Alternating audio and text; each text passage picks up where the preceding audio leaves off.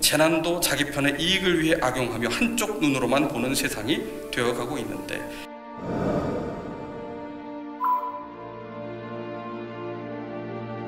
제가 살면서 가장 큰 슬픔을 가진 날입니다. 불의의 사고로 돌아가신 분들의 명복을 빕니다.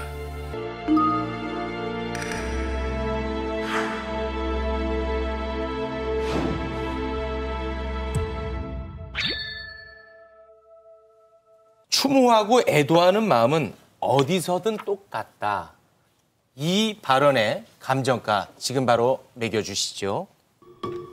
윤석열 대통령은 김기현 대표를 비롯한 당정대 주요 인사와 함께 교회에서 따로 이태원 참사 1주기 추도 예배를 가졌는데요. 대통령실은 애도의 마음이 똑같기 때문에 장소는 크게 중요하지 않다는 입장을 밝혔습니다. 네, 150만 원 한번 들어볼까요? 교회 예배당 2시간 임대료로 제가 예전에 다니던 교회를 기준으로 한번 책정해 봤습니다. 뭐 하는 일인지 모르겠습니다. 네. 마침 영암교에서 추모 예배가 있었는데 대통령이 참석하신 거면 그런 대로 이해를 해보려고 했는데 전반적인 내용을 종합해 보면 대통령실에서 준비해서 사실상 영암교회 예배당을 빌려서 영암교회 목사님 모시고 자기들끼리 추모 예배를 드린 거지 않습니까? 네. 전부 50대 남자였다는 겁니다. 5, 60대 남자들이 다 까만 넥타이 메고 그 사진을 볼 때 이건 교회 신도들 아닌 것 같은데 생각을 했거든요. 아니나 다를까 정보 관계자라는 사람들이 전부 다 앉아있는데 하나같이 다 남자고 하나같이 까만 넥타이를 메고 있는 이런 모습 아주 전 기괴했다라고 생각하고요. 대통령 와 계시죠? 여당의 대표까지 와 있었습니다. 유족들 중에 몇 분이라도 교회로 초빙해서 함께 예배라도 드리는 정도의 정성을 보였다면 제가 이렇게까지 화가 나진 않을 텐데요. 정작 국민도 없고 유족들도 없는 상태에서 사진 몇 장 스틸컷을 건져 나왔다는 것은 이거 너무 하시는 거 아닌가 좀 안타까웠습니다. 뭐 지엽적인 얘기입니다만 김은혜 수석도 화면에 좀 있는 것 같아요. 네, 알겠습니다. 네. 대통령실의 추모의 마음까지 표매되지는 않았으면 좋겠다는 생각이고요. 37만 원은 금 한 돈 값의 시세입니다.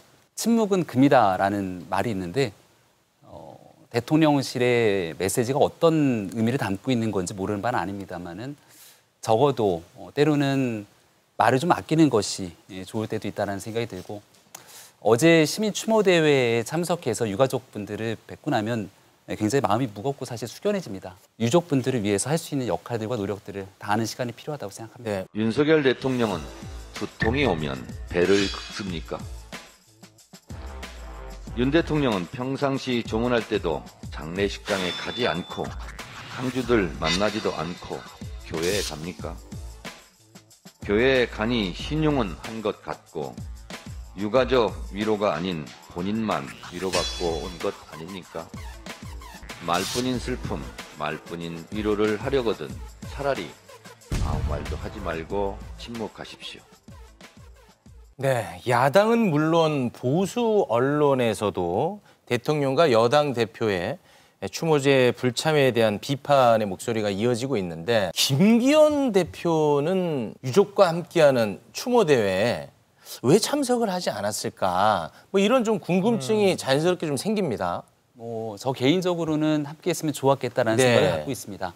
당대표가 결정한 선택이니까 거기에 대해서 제가 따로 언급하지는 않겠습니다만은 비극적인 참사가 두 번 다시 발생하지 않기 위한 재발 방지 대책을 수립하고 또 유족들을 위한 정치권의 노력이 필요하다는 마음들은 아마 같은 마음으로 가지고 있을 거라 생각합니다. 네, 인요한 혁신위원장이라든지 그리고 사무총장 뭐 이런 분들이 참석한 거 저도 알고 있는데 굳이 개인 차원을 강조를 많이 하더라고요. 개인 자격이라는 표현을 꼭 쓰더라고요. 왜 꼭 굳이 그렇게까지 할 필요가 있나. 그러니까 처음에 표현들이 조금 어색하게 나왔다라고 저는 생각을 합니다.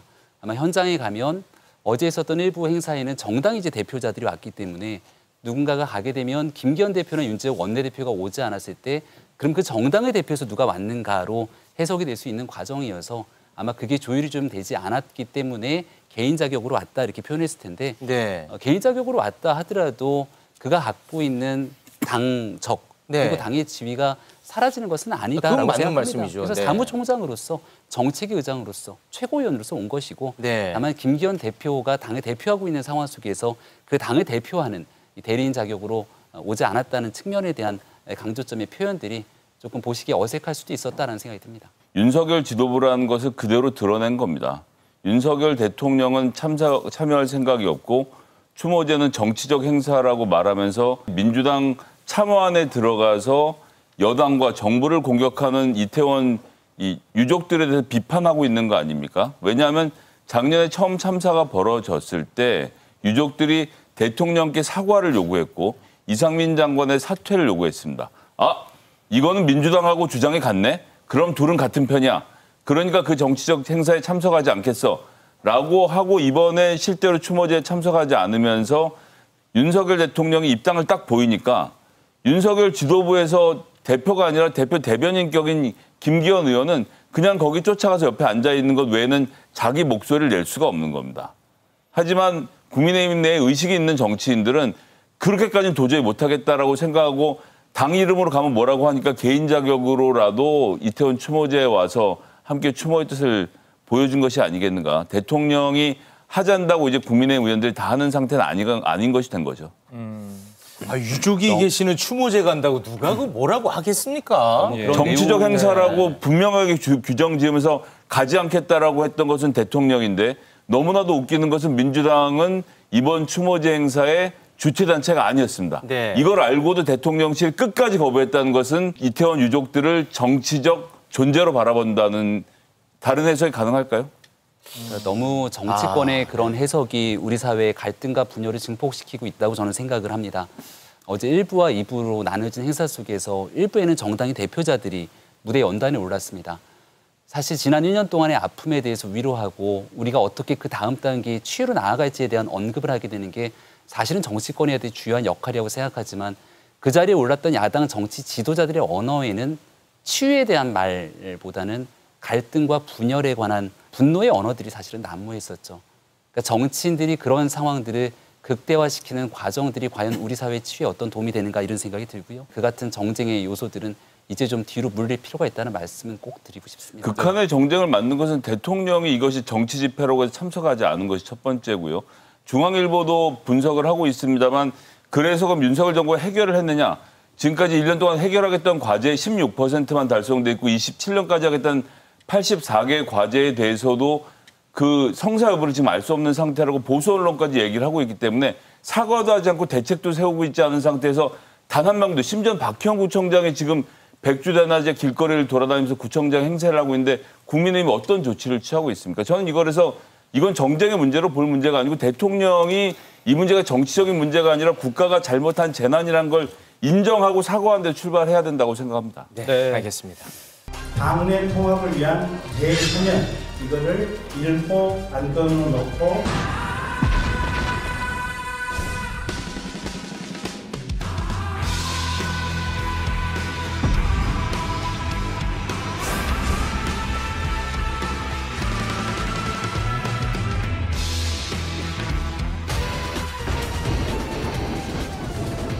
수해가 엄청 심했던 상황에서 골프를 쳤던 거를 아무 문제도 없다고 생각을 하시는 건지 콩카콜라인 줄 알았는데 쉰카콜라구나라는 글이 있었어요. 반수생 다시 시험을 봐서 다른 학교로 가려고 하는지 저 학교를 계속 다녀야 되는지 이를 결정하지 못하고 불평하는 듯한 느낌을 받아요. 큰 걸 정리해 놓고 난 다음에 나머지 것들을 얘기하는 게 옳지 않나. 네, 사면 당사자들이 너무 크게 반발을 하고 있습니다. 그러게요. 이준석 전 대표, 홍준표 대구시장. 저희가 전달할 수 없을 정도로 굉장히 거친 표현들이 많이 나오고 있는데 이준석 전 대표에 대해서 여전히 당내에서 불편하게 생각되는 분들이 굉장히 많습니다. 홍준표 시장에 대한 저런 메시지에 대해서도 여전히 지난날 있었던 수해 골프 등에 대한 반성이 없구나 이렇게 생각하는 분들도 많이 있을 거고요. 네. 하지만 이런 지났던 일들보다 미래를 나아가기 위해서 다 같이 통합했으면 좋겠다는 인요한 혁신위원장 혁신의 제안이 있었기 때문에 현재 지도부는 그러한 정권에 준 혁신에 대한 의견에 대해서 큰 비토 여론보다 존중하고 또 거기에 대해서 긍정적으로 평가하고 있는 상황이다 이렇게 말씀드립니다. 그러니까 징계가 잘못됐다라는 사면은 아닌 거죠? 징계가 잘못됐다고 홍준표 시장도 그렇게 얘기를 하던가요? 그건 아닌 거죠. 네, 사면이라는 표현을 아마 불쾌해 한다는 것 같은 느낌이 들었고요. 네. 이 전 대표는 자꾸 양두구용 얘기를 하고 있습니다마는 이준석 전 대표와 가장 가까웠던 김철근 실장의 각서 문제, 이게 어디 도망가는 일은 아니잖아요. 근데 그러한 징계 과정의 애들을 다시금 꺼내서 도마 위에 올리게 되면 네. 그게 정치인들에게도 무슨 도움이 되겠습니까? 결국은 바라보는 시각에 따라 차이가 있겠습니다마는 네. 외부에서 왔던 인요한 혁신위원장이 이 당이 미래로 한 달기 진입하기 위해서는 통합부터 일단 갖고 나아가자는 취지이기 때문에 혁신위원회 활동에 대해서 존중합니다. 네. 뉘앙스는 포용안인 것 같습니다. 네, 어떻게 보십니까? 그러니까 그런 포용안을 던졌다는 것 자체에 대해서는 저도 뭐 긍정적으로 평가합니다. 어쨌든 눈치를 안 보고 진짜 하신 말씀 같으면 인요한 위원장이 대단한 큰 결심하셨다고 생각이 드는 게 윤석열 대통령께서 저 이준석 대표 징계하려고 정말 밤낮으로 열심히 노력하신 거 아닌가라고 저는 의심하고 있거든요. 네. 사실관계는 알 수 없습니다만 이준석 대표가 당대표 자리에서 저렇게 밀려나는 과정에서 대통령실부터 시작해서 그렇게 노력을 기울였는데 그 노력을 모두 다 무위로 돌리는 사면을 추진했다는 것 자체는 정말 놀라운 일이라고 생각을 하는데 네. 조금 더 정치적으로 정교하게 준비해서 이준석 대표나 홍준표, 김재원 최고위원 측에 사전에 혁신위에서 의사도 전달하고 또 반대로 당에도 이렇게 하려고 하는데 진짜로 좀 해줄 생각이냐를 양쪽을 조율해야 되는데 네. 아무것도 조율되지 않은 상태에서 말씀하신 것이 오히려 상처를 좀 키우고 있는 것 같아서 좀 그런 정치력을 조금 더 높여주시면 좋지 않을까 네. 그런 점이 좀 아쉽습니다. 인요한 위원장이 쏘아 올린 또 하나의 공이 있는데 네. 영남 스타들은 서울 험지로 가라. 실명까지 나오지 실명까지 거론했어요. 네. 김기현 대표 이름까지 나왔습니다. 주호영 의원 이름 주호영 나왔고. 원내대표, 예. 전 원내대표 이름 나왔거든요. 예, 일단 수습을 하긴 했습니다. 뭐 예. 잘못 기사가 나갔다. 왜 그런 수습을 했냐면 의총에서 의원들이 엄청나게 반발을 했다고 하던데요. 의총 반발전에 일단 한 발 빼긴 했던 거기 때문에 순서가 좀 다르다 얘기를 네. 드리고 인요한 위원장의 쏘아올린 공들이 주말 내내 그리고 월요일 이르기까지 거의 모든 정치권의 뉴스를 장악하고 있습니다. 네. 그러니까 우리가 보궐선거 사실은 패배 이후로 국민의힘이 변화를 통해 거듭나야 된다는 게 혁신위 출범의 이유였고 혁신위가 추진해야 되는 절대적인 방향성이 영남 중심 정당으로 비춰지는 과거가 아니라 수도권 중심 정당으로서 총선을 이길 수 있는 변화를 가져와야 되는 거거든요. 네. 근데 백날 그 얘기를 말로만 떠들어야 얼만큼 그 진정성에 대해서 국민들이 관심을 갖겠습니까? 근데 이요한 위원장이 툭툭 던지면서 네. 낙동강 얘기도 꺼내고 낙동강 하류. 기천으로 물러나라. 스타 영남 정치인들 꺼내면서 사람들 이름을 툭 던졌다가 빼는 과정들을 거치니까 뉴스가 후끈 달아오르잖아요. 그러니까 결국은 총선을 앞두고 여야 모두 혁신의 주도권을 누가 가져가느냐 이런 네. 모습을 국민께 보여드려야 되는데 지금까지 살아있는 드라마를 인요한 위원장이 잘 만들어내고 있다 저는 그렇게 생각합니다. 네. 발끈하는 분도 계시고 좀 뜨끔하는 분도 계실 거예요. 김기현 대표 같은 경우는 오늘 질문을 받으니까 약간 모른 채 하듯 하면서 제안이 오면 그때 가서 생각해 보겠다. 받을 거라고 보세요? 그거는 뭐 알 수가 없는 상황인데요. 인요한 위원장 처음 출범했을 때 바지 사장 운운하면서 네. 얼마나 비하했습니까? 맞습니다. 제대로 된 혁신을 못할 것처럼. 네. 짜고 치는 각본이 있는 상황을 막 가게 되면 국민들이 다 압니다. 근데 지금 인요한 위원장이 하는 모습 그리고 영남권 의원들의 반발을 보니까 적어도 인요한 위원장이랑 김기현 대표 등 현재 상황들이 국민의힘이 짜고 치는 건 아닌 것 같네 라고 국민들이 다 보시는 거잖아요. 네. 날것의 상황들이 있는 그대로 연출이 될 때 감동이 있는 거고요. 알겠습니다. 현재 민주당이 친명 비명 간의 갈등 뭐 이런 네. 것도 날것의 드라마긴 합니다만은 네. 그 감동 없는 갈등보다 네. 현재 그래도 감동 있는 통합의 길로 혁신의 길로 나아가고 있는 것 같습니다. 알겠습니다. 김기현 대표 서울 출마해라. 이렇게 헤드라인 하나 뽑도록 하겠습니다. 그렇게 주장했다고. 제가? 네. 이 험지 출마는 어떻게 보고 계십니까? 주호영, 김기현 대표의 실명을 언급한 것은 다분히 의도적이었죠. 조선일보하고 인터뷰하는 과정에서 나온 거고 오보라고 하는데 그런 게 오보로 나갈 수가 있습니까? 기본적으로 말하지 않은 이름을 집어넣어서 기사를 낼 만큼 이상한 보솔로는 아니라고 생각하기 이름 때문에. 거론 안 했다라고 분명히 얘기했습니다. 인요한 위원장. 그러면 뭐 예를 들면 뭐 언론중재위원회를 가든 무슨 조치를 취해야 될 텐데 그러진 않는 걸로 봐서는 일단 한번 찔러본 것 같은데요. 네. 문제는 제가 궁금한 건 이건 제가 모르는 얘기니까요. 네네. 이 이름 거론한 것이 인요한 위원장 개인의 생각인 건지 네. 혹은 대통령실 혹은 김한길 국민통합위원장과 교감을 통해서 이런 말이 나온 것인지, 다른 말로 하면 TK와 PK의 현역 의원들의 자리를 비우는 것이 바로 시대 정신이고 혁신이다. 그 일을 잘해줬으면 좋겠다라는 제안 같은 게 있었던 것인지. 근데 이게 실현된다고 하면요. 사실은 민주당 입장에서는 굉장히 불안한 일인 겁니다.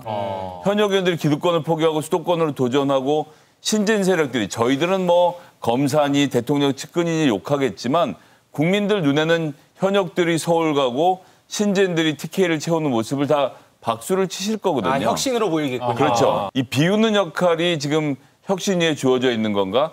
일단 잘 모르기 때문에 지켜보고 있는 중입니다. 그 뒤에 만약에 대통령이라든지 김한길 위원장이 있다면 그러면 김기현 대표는 매우 좀 실망스러워하지 않을까요? 김기현 대표가 사실은 다음번에 울산에서 한 번 더 국회의원 하려고 앉고 서라면 서고 해서 지금 당대표 자리까지 갔는데 여기까지 와서 서울로 밀어낸다 이러면 굉장히 좀 섭섭하실 것 같고 이렇게 말씀드리긴 좀 죄송한데 조직이 중요한 지방에서 선거하시는 분들이 조직이 없이 정말 바닥을 박박 끼워야 되는 수도권 선거를 치르는 건 굉장히 어려운 일이라서 김병민 감정위원에게 많이 배우셔야 될 텐데 네. 쉽지 않을 겁니다. 네.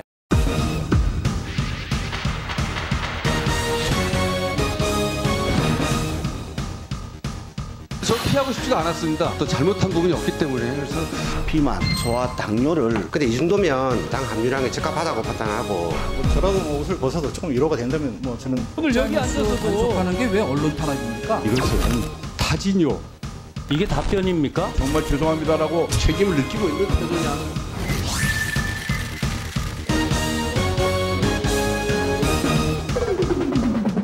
어서 오세요. 네, 안녕하세요. 네, 안녕하십니까. 네. 스포츠보다 재밌고 무협지보다 흥미진진한 정치가 중계입니다. 무협지가 중계, 무협지. 무협지가 정체로워요. 시청자분들은 깽뚱맞게 무협지 하시겠지만 이따가 나옵니다. 네. 자, 21대 마지막 국감 총평 부탁드립니다. 예, 일단 점수로 하면은 좀 79점. 많이 아쉬웠다. 예, 많이 아쉬워. 79점. 높은 점수 아닌가요? 그러니까 80점에 좀 못 미쳤어요. 네. B에 좀 못 미쳤다. 왜 그러냐면은 굉장히 이게 악플보다 무서운 게 무플이잖아요. 네. 사실은 굉장히 또 의원들이 잘 하기는 했거든요. 활약한 의원들이 꽤 있었어요. 그런데 너무나 정치 이벤트들이 많았습니다. 이를테면 뭐 김행랑, 주랭랑 뭐 이것도 있었고요. 네. 뭐 이제 보궐 선거 참패도 있었고 뭐 혁신이 있다 보니까 너무 주목을 못 받았다라는 거 하나 좀 아쉽고요. 또 하나는 너무 자료 제출을 안 했습니다. 예, 거의 피감 기관들이 거의 침대 축구를 했어요. 그래서 자료 제출 이걸 가지고 막 이렇게 논쟁이 있었는데 그리고 여당에서도 가끔가다가 쓴소리하는 분이 있었거든요. 단 한 명의 의인이 없더라고요. 이번에는 여당에서 그것도 좀 아쉬웠다. 그래서 여당도 좀 쓴소리하는 국감 좀 봤으면 좋겠다 이렇게 말씀드리겠습니다. 네. 자, 그래도 이번 국감 MVP 한 명 정도는 양재열 해설위원. MVP 누굽니까? 저는 더불어민주당의 한준호 의원을 꼽았습니다. 왜냐하면 뭐 용해인 의원이나 이탄희 의원처럼 기존부터 잘하던 분들도 계셨고 쭉 잘하셨는데 이번에 한준호 의원이 눈에 딱 띄었어요. 제 주변에서 그런 얘기도 많이 하시고 이분이 뭐 이렇게 막 소리 지르지도 않고 조목조목 따져가면서 이거 맞죠? 이거 맞죠? 그래서 잘못한 거잖아요. 그럼 네 이렇게 되는 거 있잖아요. 그런 모습들이 아주 준비도 많이 하신 거고 구체적인 근거를 제시하시면서 하시니까 국감에서 제일 제에게는 눈에 띄었습니다. 네. 이번에 국정감사를 하면서 김수현 상무란 분이 적절하지 않아서 삭제했다 이렇게 답변을 했습니다. 국토부 지시라고 답변을 했습니다. 김수현 씨가요? 예. 국토부에 누가 지시한 겁니까? 그 부분은 도로국장이 뭐 정확한 그 내용을 알고 답변을 할 것이고요. 이 삭제를 지시한 사람이 누굽니까? 그거는 담당자입니다. 담당자가 누구냐고요? 그 공무원이 일선에서 그 일을 하는 일선에 누구냐고요? 그 부분에 대해서는 국장님 누구예요? 제가 얘기를 할 때 그거 확인을 해보신 거잖아요. 지금 누군지 알고 있고.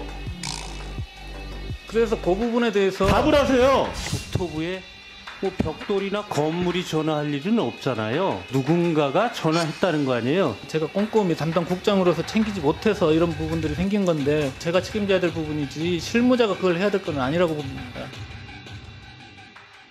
네, 서울 양평강 고속도로 자료 삭제와 관련한 공방전처럼 보이는데요. 예, 양서면에서 강상면, 김건희 여사 땅에 있는 강상면으로 변경이 되면서 특혜 의혹이 일어났잖아요. 네. 그때 국토부에서 펄쩍 뛰었습니다. 이거는 특혜가 아니다. 억울했죠. 굉장히 검토를 했다라고 하면서 온라인에 자료를 다 공개하겠다. 이렇게 자료를 한 거예요. 공개한 것 중에 하나가 타당성 조사를 맡은 용역업체가 쓴 과업계획서. 요게 올라왔습니다. 온라인에. 네. 근데 4페이지가 삭제가 돼 있었던 거예요. 모든 자료를 다 올린다고 했는데 4개의 페이지가 삭제가 됐었죠. 자, 그러니까 그때는 총 38쪽 문건이었어요. 그런데 23쪽부터 26쪽까지 사라진 거예요. 네. 핵심 내용이 바로 종점부 위치 변경 검토를 했다.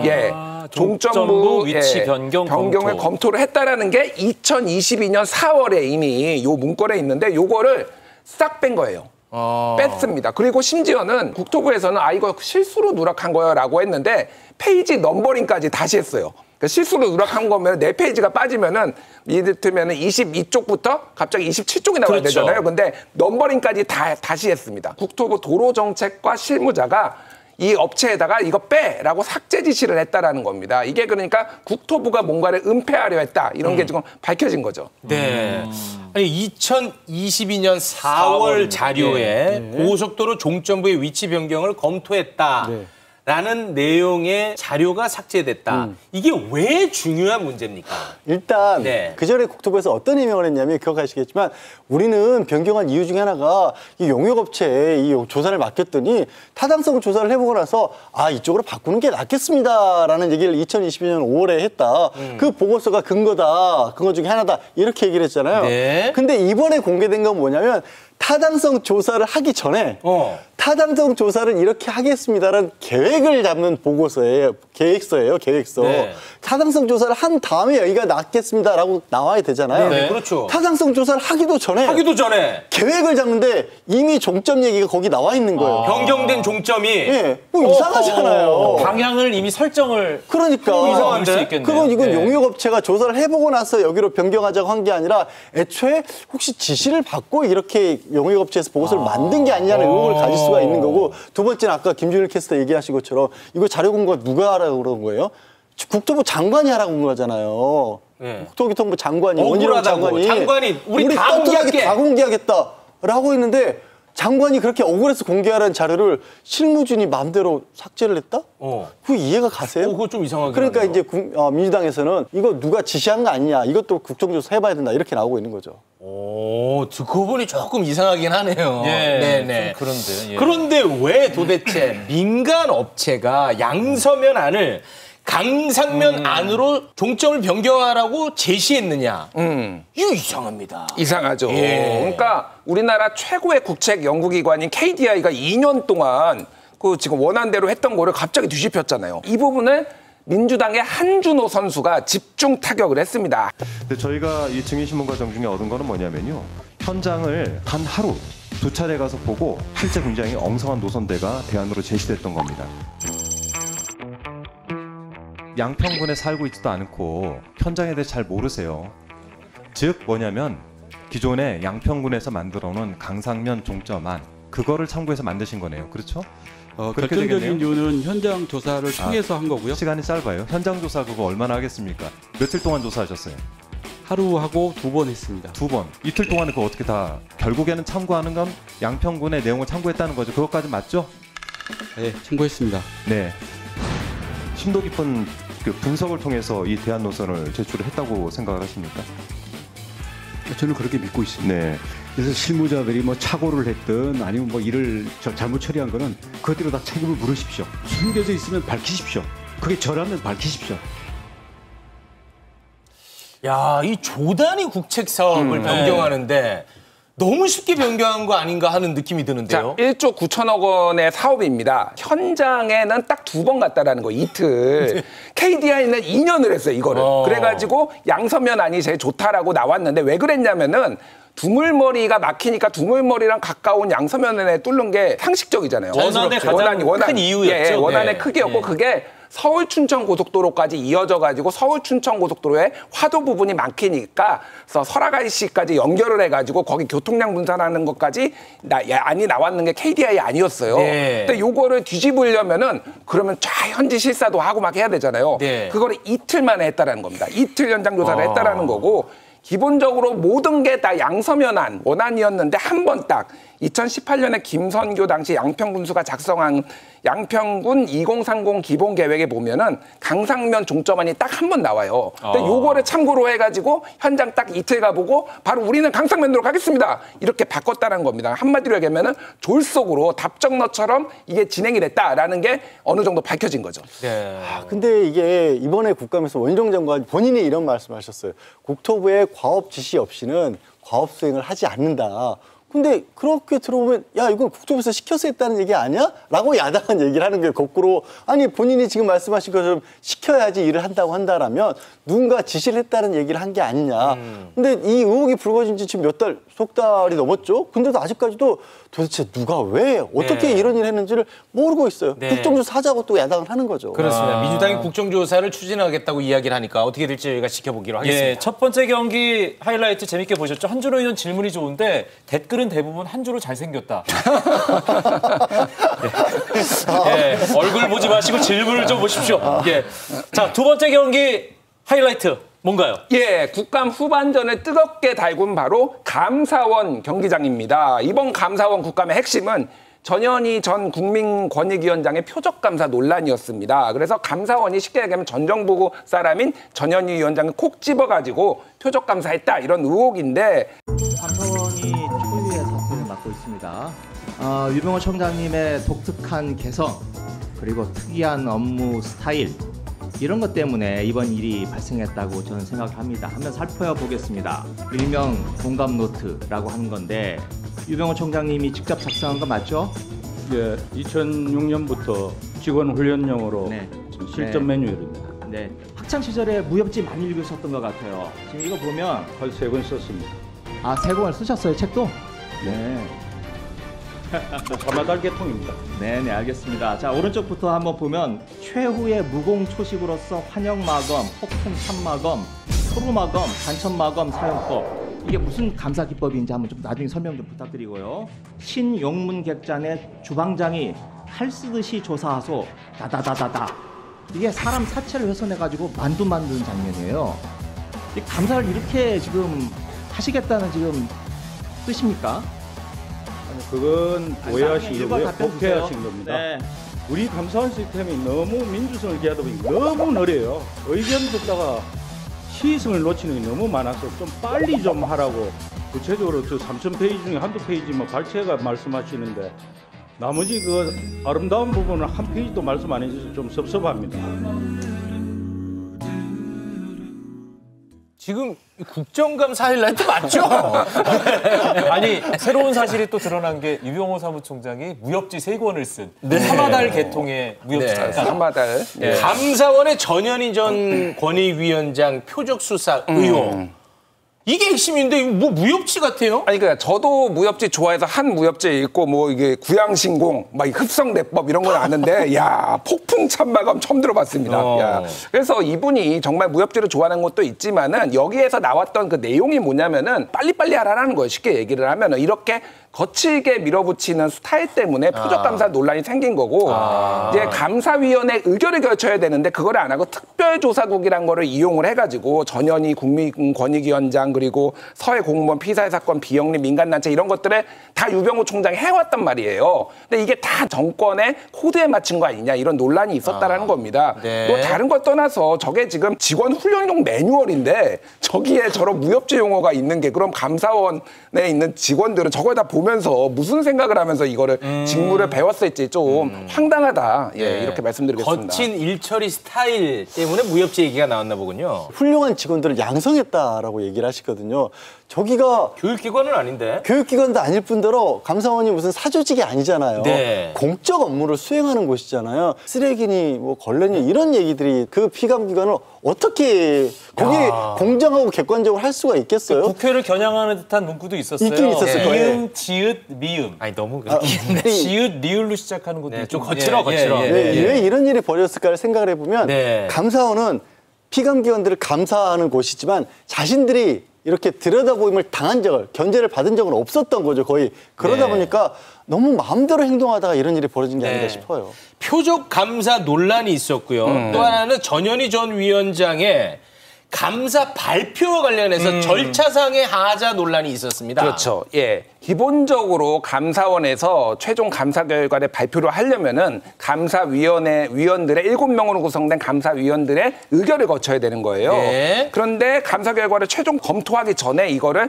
발표해버렸다. 이런 논란들이 있었거든요. 그거와 관련해서 말이 엇갈렸는데 감사위원이 직접 국감 자리에 나와가지고 그거와 관련해서 진술을 했습니다. 그 장면 보고 오시죠. 보고서 보셨습니까? 예, 봤습니다. 사실 그 전 위원들의 열람 절차가 아직 마치지 않은 겁니다. 의결된 등으로 작성돼 있는가를 그러니까 주시면뿐만 아니라 전 위원이 아직 열람을 마치지 않은 상태였습니다. 감사원 같은 경우는 합의제 기관이에요. 그러니까 7명의 감사위원들 중에 제적의 과반이 이제 합의를 해야 되고 열람까지 다 맞춰야 되는 건데 그게 이루어지지 않았다라는 겁니다. 이 전현희 권익위원장의 감사가 제대로 감사위원들한테 보고도 안 되고 이렇게 되고 있으니 이거에 문제 제기를 하면서 이거에 열람을 조금 늦췄는데 이미 6월 30일에 기사가 나왔는데 감사원에서 이미 사무처에서 이거를 조은석 의원이 본 것처럼 전자문서를 조작했다라는 것까지 나온 상황이에요. 이게 이제 법적인 문제로 넘어간 상태인가요? 넘어갔습니다. 이미 지금 유병호 사무총장 같은 경우에는 공수처에서 소환을 했지만 국정감사 받느라고 난 못 간다라고 출석을 하지 않은 상태인데 이게 뭐 지금 얘기한 표적감사도 그렇고 그 과정에서 벌어진 이 조금 전에 말씀하신 감사위원회를 거치지 않고 발표한 것도 수사 대상이거든요. 조사를 하고 있는데 감사원 사무처가 비교를 하자면 검찰이라고 볼 수 있고요. 감사위원회가 법원이에요. 그런데 검사가 내가 열심히 조사해가지고 들고 가는데 판사가 내 말을 안 믿는 것 같네? 됐어, 내가 판결문 쓸 거야, 유죄야. 이렇게 발표를 했다는 거예요. 비유하자면. 비유하자면. 네. 그래서 굉장히 심각한 사안이에요, 사실은. 이거 공수처가 지금 수사를 하고 있는 상황이다. 네, 알겠습니다.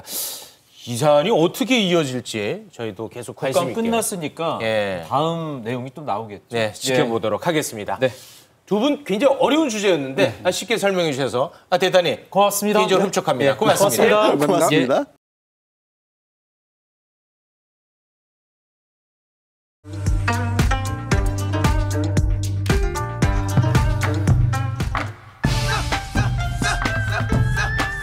누구인가? 누가 사면 소리를 내었어? 여의도 궁예 이준석 전 국민의힘 대표 국회를 휘어잡는 카리스마 박범계 더불어민주당 의원 모셨습니다. 두 분 어서 오세요. 네, 반갑습니다. 네, 반갑습니다. 대사면 결론 낼 것 같은데 어떤 생각하고 표현은 계십니까? 좀 바뀌었더라고요. 무관심한 표정. 무관심. 무관심한 표정. 무관심. 뭐 장례찬 같은 사람들은 뭐 반성을 전제로 한 뭐 이런 얘기도 하는 것 같고. 뭐 알아서들 하라고 하십시오. 그거는 제가 봤을 때는. 기분 나쁘신 것 같은데 대사면 이야기. 무관심 표정. 무관심. 무관심. 질문을 그런 걸 했죠. 아니 이게 법률 전문가신데 대사면 이슈 이거 어떻게 보고 계세요? 그러니까 징계 취소, 처음부터 징계 무효, 뭐 소급해서 이건 잘못했다 이렇게 해버리면 될 일인데 마치 형이 확정된 사람을 사면하듯이 그렇게 표현을 했기 때문에 우리 이준석 대표는 상당히 기분이 나쁘겠죠. 자, 그리고 오늘 언론이 굉장히 주목한 이준석 전 대표의 행보가 있었습니다. 중요한 정치적 행동을 앞두고 꼭 만난다는 김종인 전 비대위원장. 야, 도대체 중요한 정치적 행보 무엇을 앞두고 있길래 이 만남이 이루어졌을까? 헤어질 결심이 아니냐? 뭐 이런 얘기들이 계속 나오고 있습니다. 오늘은 사람에 관한 얘기를 좀 하기 위해 제가 직접 찾아뵀습니다. 사람에 관한 이야기요? 사람에 대해서 항상 제가 뭔가 자문할 사람이 필요하고 이럴 때는 김종인 위원장이 워낙 또 이렇게 인재풀을 넓게 갖고 계신 분이기 때문에 뭐 여러 훌륭한 분의 이름을 들었습니다. 그러니까 그 사람이라 하면 신당을 함께 꾸릴 사람을 얘기하는 겁니까? 뭐 그런 의미라기보다는 뭐 같이 뭔가 좀 재밌는 걸 해볼 사람들. 함께 할 만한 사람들. 그러니까 제가 예를 들어 예전에도 뭐 경제 쪽에 제가 당대표 할 때도 경제 쪽으로 제가 좀 공부해보고 싶은데 누구 추천할 분 있으십니까? 그러면 또 소개해 주시고 같이 식사 자리도 잡아주시고 해가지고 많이 도와주시기 때문에 이번에도 꼭 필요한 사람의 부류가 좀 있어가지고 상의 드려 갔습니다. 의원님 이거 신당 맞죠? 제가 잘 몰라요. 이런 걸 들어도. 어때요? 저는 개인적으로 이준석 전 대표가 윤석열 대통령에 대한 애정이 저는 있는 분으로 좀 봐요. 누구에 대해서요? 이번에 여기 나오면서 이준석 대표가 윤석열 대통령에 대해서. 너무 잘못 파악하시는 것 같아요. 제가 알기로는 후보 시절은 모르겠고 대통령이 된 다음에는 대통령의 주위 사람들, 즉 윤핵관 이런 사람들에 대한 가차없는 공격은 정말 심할 정도로 하긴 했지만 대통령께는 대못이 박힐 그런 얘기는 하지 않았어요. 이준석 대표가 이거 잘못 파악하시는 거 아닌가? 그리고 오늘 아침에 뉴스쇼 나가셨잖아요. 네. 거기서 이런 얘기를 했어요. 교통사고를 비유를 들면서 네. 합의금 얘기했어요. 100만 원짜리 합의금. 네. 그리고 과실은 본인은 0이고 대통령 쪽은 100이다. 근데 합의금 100만 원 부르더라. 그래가지고 합의되겠냐는 취지예요. 이 얘기는 합의금만 높아지면 합의될 수도 있다라는 걸로 저는 해석을 했습니다. 대통령의 의중이 담긴 뭔가의 프로포절이 있으면 그리고 네. 합의금만 높으면 알겠습니다. 거의 뭐 한문철인 줄 알았습니다. 네. 이 좀 서운하지 않습니까? 이런 얘기 들으면 저희 당에도 판사 많은데요. 판사마다 다 달라요. 저 판사 말씀하시는 게 재판 원래 다 다른 거예요. 관심 비율이 다 달라요. 그렇기 때문에 저는 원래 다릅니다. 이거는 진짜 공신력 있는 비율은 아닌 것 같고. 네. 그런데 이런 생각해요. 그 대통령에 대해 가지고 제가 아픈 지적도 많이 하고요. 그런데 제가 항상 얘기했던 게 누가 저한테 좀 가만히 있어라 그러면요. 제가 의원님들한테 이렇게 얘기해요. 아니 의원들이 100명이었는데 아무도 안 하잖아요. 그럼 제가 한 100인분을 해야 되는데 한 10인분만 하고 있겠습니다. 이렇게 얘기하거든요. 저는 그 역할을 하고 있는 거고요. 근데 지금 이미 시간이 이제 총선까지 150일도 안 남은 150일 정도 남은 상황인데 사전투표까지 거의 딱 150일 남았을 거예요. 그런데 아직까지도 의원들이 침묵의 나선 속에 빠져 있다고 하는 거는 제가 10인분 하든 20인분 하든 임계치를 못 넘어가는 겁니다. 네, 그렇기 때문에 저는 상당한 문제의식 갖고 있고 근데 민주당에서는 그렇게 절 연구 많이 합니까? 아니 오늘 이 프로그램에 나온다고 하니까 어차피 지금 요즘 국면은 이준석 대표가 상당히 그 값이 높아요.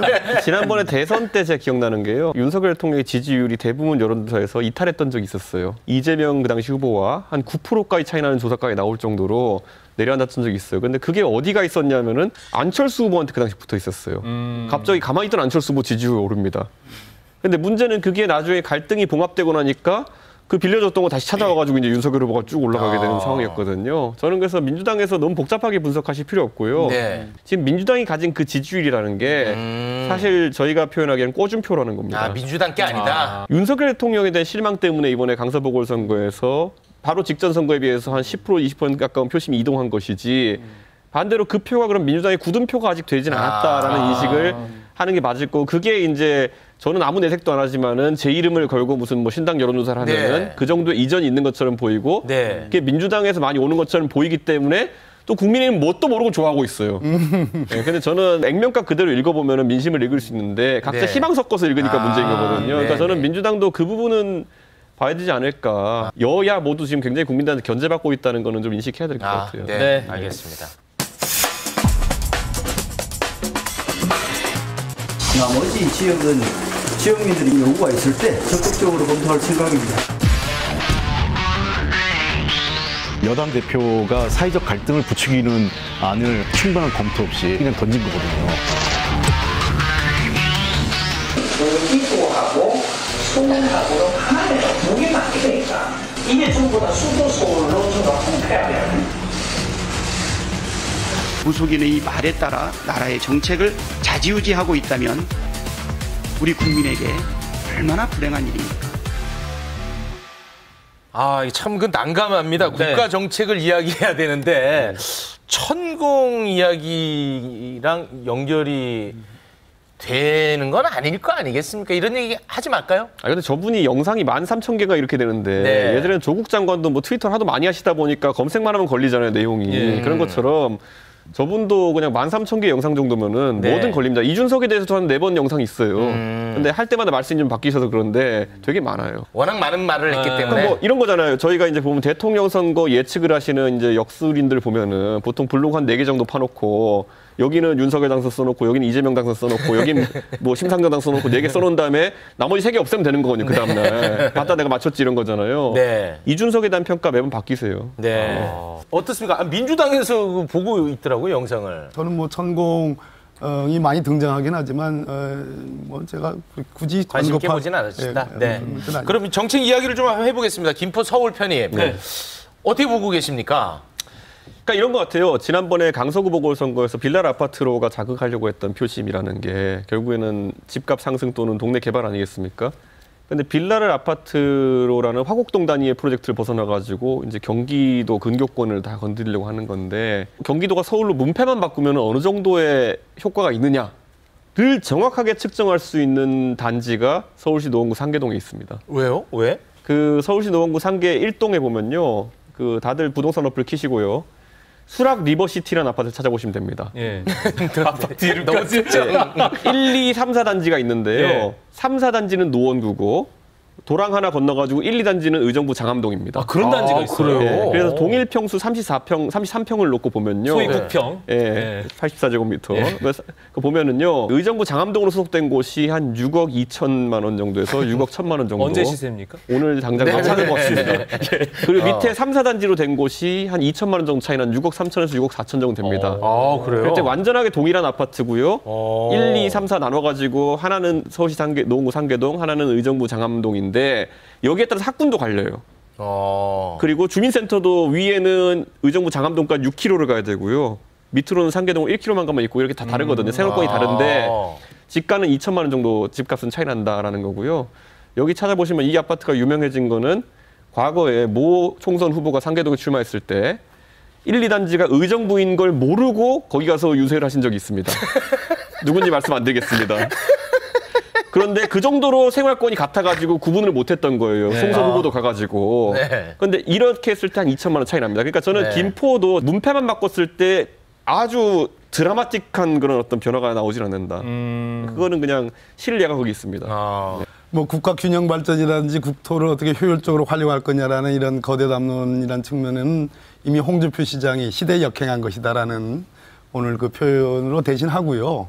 서울의 재정 자립도가 75%, 김포시가 한 37% 정도 됩니다. 아, 재정 자립도가요? 재정 자립도가. 그리고 지금 거론되는 인접 도시들도 40%가 다 안 돼요. 소위 조정교부금이라고 해가지고 강북에 있는 좀 낙후돼 있는 그런 자치구에 대해서 조정교부금으로 도와주는 것이 서울시 재정의 중요한 일들입니다. 국가 수입의 중요한 일들이에요. 그런데 재정 자립도가 그렇게 차이가 나고 김포뿐만 아니라 인접 도시들이 다 지금 거론돼 가지고 40% 미만의 재정 자립도를 갖고 있는 이런 도시가 서울로 편입됐다. 제가 보기에는 국힘 당협위원장 뭐 몇 분이 지금 반대 의견을 표시했죠. 강북에 있는. 결국은 이 정책은 국민의힘이 강북 포기. 내년 총선에서 강북 포기 정책이다 저는 이렇게 생각하는 거예요. 그래서 결국 환영받지 못하고 서울공화국이 아닌 그 외의 모든 지역의 대한민국 국민들에게는 소외감과 열패감을 주는 거거든요. 메가시티라는 거는 이미 부울경 메가시티로 지난 정부에서 법제화까지 다 했습니다. 근데 정권 바뀌고 나서 말 그대로 광역단체장 다 바뀌고 나서 다 그것이 백지화됐거든요. 우리 저 김기현 대표가 진짜 내질러 하는 그런 그 공약 정책 아니겠습니까? 군위가 대구시로 편입되는데 양쪽에 별로 이견이 없는데 3년 걸렸습니다. 당대표 개인 차원에서 던진 이슈라고 지금 보시는 것 같은데. 저는 국면을 전환하기 위한 그런 파퓰리즘의 전형적인 정책이다 이렇게 보는 거예요. 근데 어제까지만 해도 대통령실에서는 거리를 좀 뒀었는데 모르는 일이다 그랬죠. 오늘 나오는 메시지가 굉장히 반기는 듯한 메시지입니다. 당정 협의가 가능한 이슈다. 오랜만에 여론을 주도하는 이슈 잘 냈다. 아주 그 환영하는 듯한 모습이에요. 이 이슈 때문에 다른 이슈들이 부각되지 않는다고 생각하기 때문에 그런 측면에서 하는 것일 테고 우선은 들썩이겠다는 것의 효과를 좀 보고 있는 것 같습니다. 저는 여기서 한 가지 이제 질문드리고 싶은 게 아까 박범계 장관님 얘기하셨던 것처럼 정책의 효과를 보려 그러면은 어느 정도 휘저을 수 있는 정책인가를 봐야 되는데 강서보궐선거에서 확인된 민심이 최소 17% 정도의 격차가 나는 것이라고 한다면은 이게 그걸 뒤집을 정도의 판세가 될 것이냐. 왜냐하면 분명히 아까 박범계 장관 얘기하신 것처럼 서울 강북 지역에서는 말 나와요, 이거는. 당연하죠. 네, 말 나와요. 노원구 살면서 항상 얘기 듣는 게 뭐냐면요. 노원구는 서울시계 내에 있는데 오히려 그것 때문에 투자를 더 못 받아가지고 오히려 광역교통 확충이나 이런 건 서울시계에 바뀌어야지 잘 되는 거거든요. 왜 우리는 성남 판교보다 그러면은 소위 주거 환경이 떨어지느냐. 성남 판교보다 저희가 평균 집값이 떨어지는 경우가 있거든요. 물론 신축, 구축이라 차이도 있겠지만은 거긴 경기도란 말이에요. 그러니까 서울이라서 좋고 경기도라서 나쁜 게 아니라 실질적인 주거 환경이 어떻게 개선됐냐의 문제인데 그걸 간과하고 이걸 밀어붙이면은 나중에 좀 곤란 상황이 있을 수 있다. 그래서 저는 오히려 지금 국민의힘이 지금까지 김문수 지사 시절부터 갖고 왔던 정책은 뭐냐면은 GTX가 원래 국민의힘이 밀어붙였던 겁니다. 한나라당 시절 때부터. GTX나 이런 걸 통해 가지고 광역교통 접근성을 높여가지고 우리가 승부를 보겠다는 전략이었는데 이거는 경기도를 서울로 바꾼다는 건 새로운 전략이거든요. 좀 약간 연구가 필요하긴 할 것 같습니다. 노무현 대통령 후보가 행정수도 이전 공약을 할 때에 그것이 분명히 서울 시민들에게는 현실적으로 욕망적인 측면에서 다소 거부감이 있던 것이 사실이죠. 그러나 행정수도 이전을 충청도에 한다라는 균형 발전이라는 측면에서의 명분이 있었죠. 사람이 욕망만 가지고 사는 게 아닙니다. 명분이 따라야지 이것이 욕망과 비례해서 어느 정도의 그 폭발력이 있는 거지. 근데 오로지 이것은 말 그대로 인접 도시만 행복하게 된 거고, 아까 말씀드렸듯이 서울의 강북 지역과 네. 인천, 경기도 기타 지역에 대해서는 소외 배제를 일으키는 거기 때문에 네. 욕망은 일정 부분 자극할 수 있을지 모르나 명분이 따라가지 않는 거기 때문에. 그럼 이 건에 대해서 민주당은 당 차원에서 반대하는 쪽으로 갈 거. 제가 드리는 여쭤보는 거예요. 제가 그렇게 갈 거 같나요?라고. 윤석열 대통령이 지방화 시대를 얘기하는데, 지방화 시대의 대표적인 게 지역 특화 산업이라든지 지방 분권에서 지방 재정권을 확대해 준다든지 이런 것들인데, 과연 지금 그 공약과 이게 일치가 됩니까? 조화가 됩니까? 알겠습니다. 저는 그리고 이걸 그런 측면을 우려하는 거지 반대를 얘기하는 건 아닙니다. 비판은 하는데 반대는 안 하더라고요. 민주당이 막연히 반대하기 어려운 게 네. 뭐냐면요. 예전에 송영길 대표가 인천시장 하실 때 민주당 쪽에서도 비슷한 안이 나온 적이 있는데 그때는 이제 사실 김포와 인천 검단 쪽이 생활권이 비슷합니다. 김포시에서 그 국회의원 하시던 유정복 시장이 이제 인천과 시장하고 계시잖아요. 네. 그러니까 동일 권역입니다, 사실상. 그렇기 때문에 인천과 부천과 김포와 시흥 정도까지 합쳐가지고 인천을 확장하다는 얘기 정도는 민주당 쪽에서 거론된 적이 있어요. 그렇기 때문에 막연히 반대하기는 어려울 것이다. 왜냐하면 아이디어 차원에서 당에서 나오는 안들이 있기 때문에. 근데 이걸 전 현실적으로 놓고 봐야 되는 게, 이거 외에도 다양한 안이 있습니다. 예를 들어 김포가 실제 지도 모양으로 놓고 보면은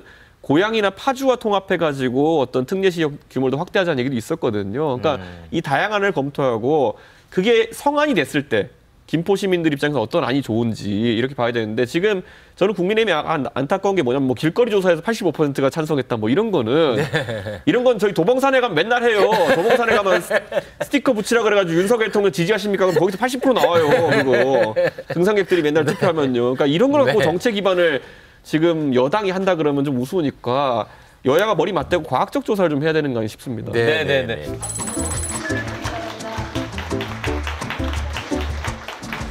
제가 이 대통령직을 수행하다 보니까 참 쉽지가 않아요. 결국은 이제 돈이 든단 말이에요. 예산을 막 늘릴 수는 없잖아요. 불효불급한 거를 좀 줄이고 어려운 서민들을 두툼하게 지원해주는 쪽으로 예산을 좀 재배치를 시키면 아우성입니다. 내년 선거 때 보자. 아주 탄핵시킨다. 뭐 이런 얘기까지 막 나옵니다. 그래서 제가 하라면 하십시오. 그렇지만 여기에는 써야 된다. 그러나 우리 재정을 더 늘리면 물가 때문에 또 서민들이 죽는다.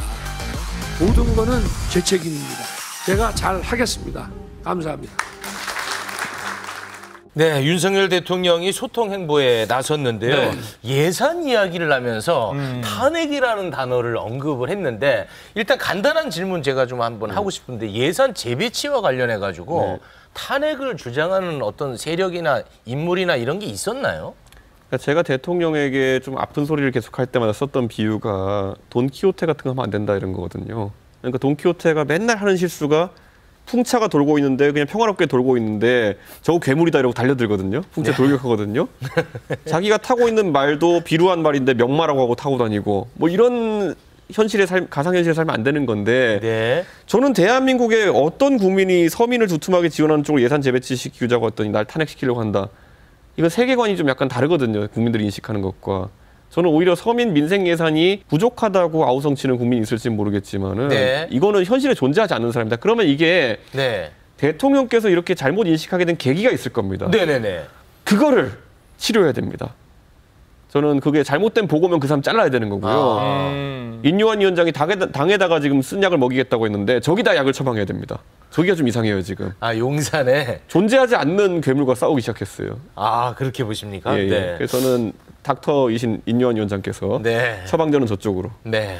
제가 또 괜한 질문을 드려갖고 또 좀 격한 표현이 나온 것 같은데요. 거리에서 우리 시민들이 탄핵을 주장하는 분들이 있습니다. 그런데 예산 재배치의 문제는 다른 문제잖아요.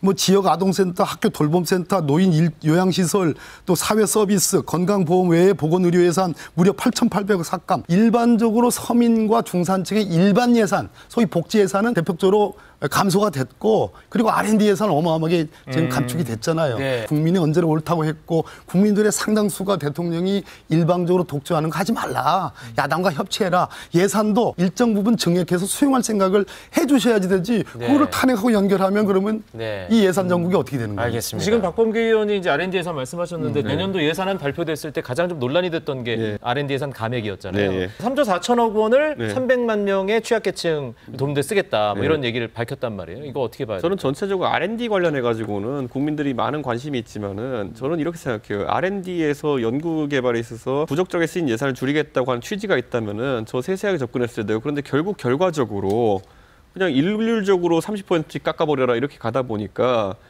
과기원 예산이라든지 이런 것들이 확 줄어버렸잖아요. 근데 이게 최종적으로 어디까지 효과가 떨어지나 봤더니만은 프로젝트 한 대여섯 개 띄워가지고 한 200만 원 정도 연구비 받아가지고 생활하는 그런 아주 취약한 지점에 있는 연구원들, 대학원생들이 타격을 받는단 말이에요. 저는 이거가 그러면 하나의 기조다. 그래서 만약 이런 그 어려움을 감수하라 그랬으면은 그 다음에 어제 대통령께서 또 자랑스럽게 얘기하신 게 뭐냐면은 기초생활수급자나 차상위 계층에 대해 가지고 대학 등록금 전액 지원하겠다 이렇게 했어요.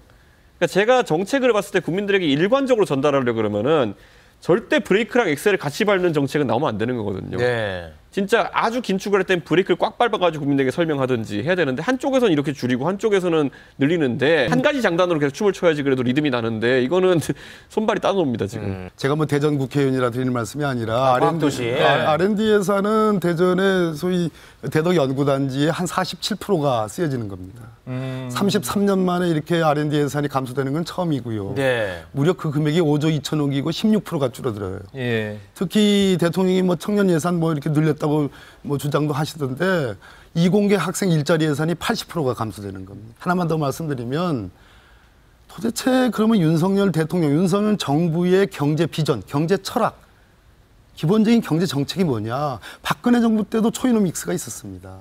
그러면 윤석열 대통령이 말한 어제서는 시정연설 들으면서 기재부 장관이 설명할 법한 구체적인 세부 내역들에 대한 열거만 있었지 구체적으로 윤석열 정부가 국민이 위임한 그 5년 동안의 임기 중에 가야 될 지점이 뭐냐, 경제의 방향이 뭐냐, 자율성 외에는, 민간의 자율성 외에는 얘기하는 게 없지 않습니까? 정말로 큰일이다. 정말로 큰일이다. 저는 이런 생각이 들어요. 최근에 가계부채를 이제 정권에서 많이 언급하기 시작했는데 그렇죠. 이런 겁니다. 그럼 얼마 전까지 그럼 정책 기조를 보면요. 청년들이 집을 얻기 힘들다고 하니까 50년짜리 주택담보대출을 열어주겠다. 뭐 이런 것들 정책이 있었어요. 네. 저는 그 정책 자체는 좋게 평가합니다. 생애 주기가 더 길기 때문에 더 긴 기간에. 그러면 그렇게 하면 당연히 빚이 늘 건 알았어야죠. 그러니까 제가 똑같은 얘기하는 겁니다. 그러니까 브레이크랑 엑셀이 동시에 밟히면 굉장히 피곤한 게 이걸 평가하는 사람도 그렇고 국민들도 피곤한 게 50년짜리 빚 내줄 테니까 집 사라고 할 때는 언제고 지금 와서 가계부채가 왜 늘었니 이렇게 하면은 어느 장단에 춤을 추라는 거냐. 그래서 그럼 여기서 또 이자율을 올리기라도 하겠다는 건지. 정책은 예측 가능해야 되는 거고 한 가지 기조가 있으면 똑같은 얘기로 가야 되는데 저는 오히려 그러니까 정부가 이 말을 해놓고 50년짜리 주담대 만들어 놓고 가계부채 많다 얘기할 때는 저는 이게 혹시 어디서 외부에서 다른 지표가 감지됐나 예를 들어 신용등급이나 이런 게 흔들리는 거 아닌가라는 우려를 할 정도로 저는 걱정되거든요. 네. 아니면 너무 단기 기억이 이제 약한 거잖아요. 그러니까 저는 제발 시장에 안정감을 주는 메시지들만 갔으면 좋겠다. 네, 정책을 조심스럽게 펼쳐서. 네. 정책의 일관성, 네. 재정 건전성도 방향성을 설정해라. 이렇게 재정 건전성도 사실은 대통령이 제가 정리했잖아요. 시간 없어요. 시간 없어 짧게. 작년도에 법인세 깎아주고 초부자 감세 해줘가지고 결국은 재정 악화가 된 겁니다. 그러니까 재정 건전성을 재정 건전성을 대통령이 하실 말씀이 아니에요. 짧게 반박. 아 근데 실제로 법인세 감소분으로 다 설명할 수는 없고요. 네. 왜냐하면 법인세가 우리나라에 100조 정도 거치는데 많으면은 그게 세율 몇 프로 조정한다고 해서 50조가 덜 거치지 않습니다. 그러니까 지금 상황은 부동산 거래가 위축되고 이래가지고 부동산 세수가 문재인 정부 때 비해서 많이 줄은 것도 있고요. 좀 넓게 봐야지 법인세로 민주당이 다 몰아가는 것도 전 문제라 봅니다. 다음에 이걸로 한번 토론을 한번 했으면 알겠습니다. 알겠습니다. 100분 토론 가서 하시기 바랍니다. 함께해 주신 두 분 대단히 고맙습니다. 감사합니다. 예.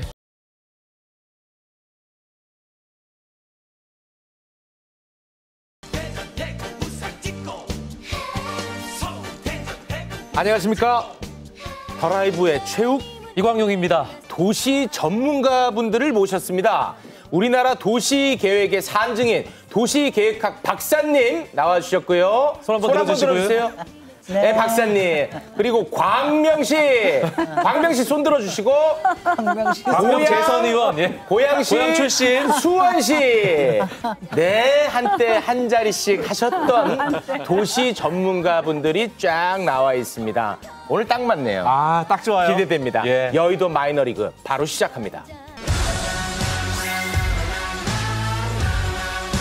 이현주, 김용남 전 의원 나오셨고요. 김진애, 박원석 전 의원도 함께합니다. 반갑습니다. 안녕하십니까. 네, 반갑습니다. 이렇게 수줍어하세요, 인사하실 때 아까. 서울 편입 이슈가 아주 핫합니다. 마침 도시 전문가분들 나와서 굉장히 기대가 되는데 또 한편으로 얼마나 말들이 많을까 걱정도 됩니다. 자, 그럼 한번 출발해볼까요? 예. 우리 당은 적극적으로 김포시를 서울시에 편입시키는 절차를 진행하겠다.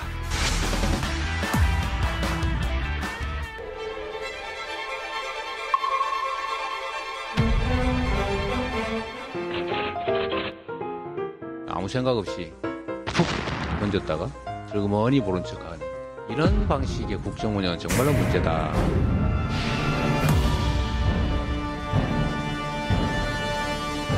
네, 국민의힘 김기현 대표발 메가시티 서울. 각자 생각이 뭐 다양하실 텐데요. 일단 간단하게 한 줄 평부터 듣고 가겠습니다. 도시 전문가 박사님 의견부터 들어볼까요? 국민을 안 속는다 부동산 사기극. 어유, 아, 부동산 사기극. 예. 표현이 셉니다. 일단 차차 들어보기로 하고요. 네. 김동연 지사가 쏘아올린 공. 김기현 대표가 쏘아올린 공이 아니군요. 김동연 지사가 쏘아올린 공. 궁금해집니다. 이따가 한번 들어보겠습니다. 너무 성급히 꺼낸 카드. 총선 득표력은 미지수. 총선 득표력은 미지수. 예. 이현주 의원님. 시대착오적이고 수준 낮은 하책이다. 집권 여당으로서 너무나 무책임한 얘기다. 표정이. 두 줄 하셨어요, 근데. 네. 예. 한 줄 어떻게? 충분히. 표정이 예, 그 정도면 이미 충분히 메시지가 전달된 것 같습니다. 정말 말 잘 안 듣는 스타일이세요. 이런 수준의 얘기를 꺼낼 수가 있어요. 차차 얘기하겠습니다. 네네네. 일단 MIT 도시계획 박사님. MIT. 예. 매사추세츠 국가대학. 대단합니다. 그리고 일기 신도시, 3본 신도시의 설계자. 진짜로요? 진짜입니다. 진짜입니다. 네, 제 고향이기도 하고요. 군포 삼본이 그 신도시 만들었습니다. 예. 그러면 정말 궁금해지는데 김포시 서울 편입 어떻게 보고 계십니까? 아니요, 이거는 이거는 제가 도시 공부를 굉장히 오래 하고 실무도 오래 한 사람인데. 이건 저기 없는 거예요. 족보에 없는 얘기를 지금 하고 교과서에 있는 없다. 거예요. 네네. 그러니까 정말 바보 같고 어리석은 짓이죠. 교통 편익을 조금 더 느리자고 하는 거. 김포 골드라인이 워낙 힘이 드니까 그것 때문에 좀 이래서는 안 되겠다 하는 것 때문에 시작된 건데 그거를 갑자기 서울시 편입이라고 하는 거를 한다는 이게 또 안 통하니까 메가시티라는 말을 가지고 들어왔는데 서울은 이미 메가시티입니다. 서울은요. 세계 8위의 메가시티예요. 2,500만입니다. 그러니까 지금 여기서 김포만이 아니라 사실은 수원, 고양, 광명, 하남 여기도 다 수도권으로 다 포함되는 서울 메트로폴리탄 에리아로 표현되는 메가시티 서울이거든요. 그렇게 보시는군요. 원래 그렇게 봐야 됩니다. 그래서 메가시티라는 게 지금 도시계획의 큰 코드라서 항상 얘기하는 게 기존의 메가시티를 어떻게 경쟁력을 올릴 것인가. 이거 하나. 또 하나는 기존에 너무 크지 않은 데를 어떻게 잘 묶어가지고 부울경 메가시티처럼 잘 묶어서 도시 경쟁력을 올릴 것인가. 이 두 가지 양쪽이 있는데 그 두 가지 어느 쪽에도 속하지 않는 아주 어줍지 않은 행정구역 개편이 여기에 들어온 거죠. 여기까지만 먼저 하겠습니다. 제가 이거 통으로 다 하고 싶지만 그랬다가 큰일 나니까 여기까지만 먼저 하겠습니다. 이게 서울 중심지로 공간 이동하는 게 아니잖아요. 서울로 간다고 해서. 네, 그렇죠. 그렇잖아요. 네. 그대로 있는 거예요. 그럼 그렇죠. 어떻게 되냐면 서울 외곽의 구가 되는 거예요. 네. 그것보다 지금은 트렌드가 뭐냐. 이 100만 특례시, 200만 특례시 이런 식으로 해가지고 이 시가 서울의 구보다 훨씬 자치권이 많아요. 사실 재정적인 재량도 많고요. 그래서 이제 이런 것을 상당히 많이 압니다. 이제 특히 경기도의 큰 특례시 규모대는 물론 김포시는 그 정도는 안 되지만 광명도 옛날에 한 20, 30년 전에 이런 이슈가 있었어요. 근데 그때는 뭐냐 하면 개발되기 전에 완전히 농촌 외곽일 때 그때는 서울에 편입하고 싶어 했죠, 사람들이. 근데 지금은 어떠냐면 주거 환경 면에서 근교의 신도시가 오히려 서울 도심의 웬만한 구보다 훨씬 좋습니다. 네, 공원도 많고 녹지 비율도 높고 아이들 키우기도 좋고요. 다만 문제는 뭐냐면 출퇴근을 해야 되는데 교통이 너무 힘들어. 네. 그다음에 이제 교육 문제에서 조금 성에 안 차는 거. 네. 이런 것들을 해결해 주는 게 중요한 거예요. 그런데 이 교통 문제는 서울에 편입되면 교통이 해결이 되고 편입이 안 되면 해결이 안 된다. 이게 아니에요. 그리고 집권 여당으로서 정말 책임 있게 김포 골드라인 5호선 연장, 그다음에 예를 들어서 신분당선 연장, GTX 이런 거 빨리 대폭 투자해가지고 빨리빨리 해줘야 되는 거예요. 그런 실질적으로 사람들한테 와닿는 걸 해야지 지금 사람들이 뭐 옛날에 그 시골 때 경기도도 아니고 서울, 경기 이런 얘기는 굉장히 시대착오적인 얘기입니다. 그러니까 이게 이제 핵심이 아파트 가격 상승에 대한 기대감 이런 거를 사실은 은근히 부추기는 거 아닙니까? 이른바 이제 욕망의 정치를 부추겨 보겠다라는 건데 한번 생각을 해보세요. 이를테면 강서구하고 인접한 김포 쪽의 신축 아파트. 여기는 가격 상승의 가능성이 있어요. 그렇다고 김포 전역이 오릅니까? 그런 건 아니거든요. 때문에 그런 어떤 부동산 가격 상승에 대한 기대감을 부추겨봐야 나중에 결과적으로 보면 그런 결과가 안 나올 거거든요. 그런데다가 앞서 말씀하셨던 이제 인프라가 열악하죠. 특히 교통 인프라, 교육 인프라가 열악합니다. 근데 이거를 서울시에 편입되면 해결이 가능하고 서울시에 편입 안 되면 해결이 불가능하다는 건 말이 안 돼요. 이를테면 지금 5호선 연장이 왜 안 되냐. 예타를 통과 못해서 안 되는 겁니다. 예타 면제해야 저게 가능하거든요. 근데 지금 서울시 내에도 여러 가지 간선철도나 이런 것들이 예타에 막혀가지고 안 되는 데들이 너무 많아요. 도봉도 그렇고 뭐 강북도 그렇고 그러면 동일하게 서울시로 편입을 했는데 거기만 면제시켜준다? 그런 건 불가능한 얘기입니다. 그래서 약간 여기에는 저는 이 사기성이 다소 농후한 그런 환상이 포함되어 있다고 생각을 하고 그리고 아까 중요한 지적을 하셨는데 강남구보다 1년 예산이 많아요. 아, 그래요? 왜 그러냐면 여기는 기초자치단체, 그러니까 특별시 내의 자치구가 아니고 별도의 기초자치단체이기 때문에 과세권이 특별시 내의 구보다 훨씬 더 강합니다.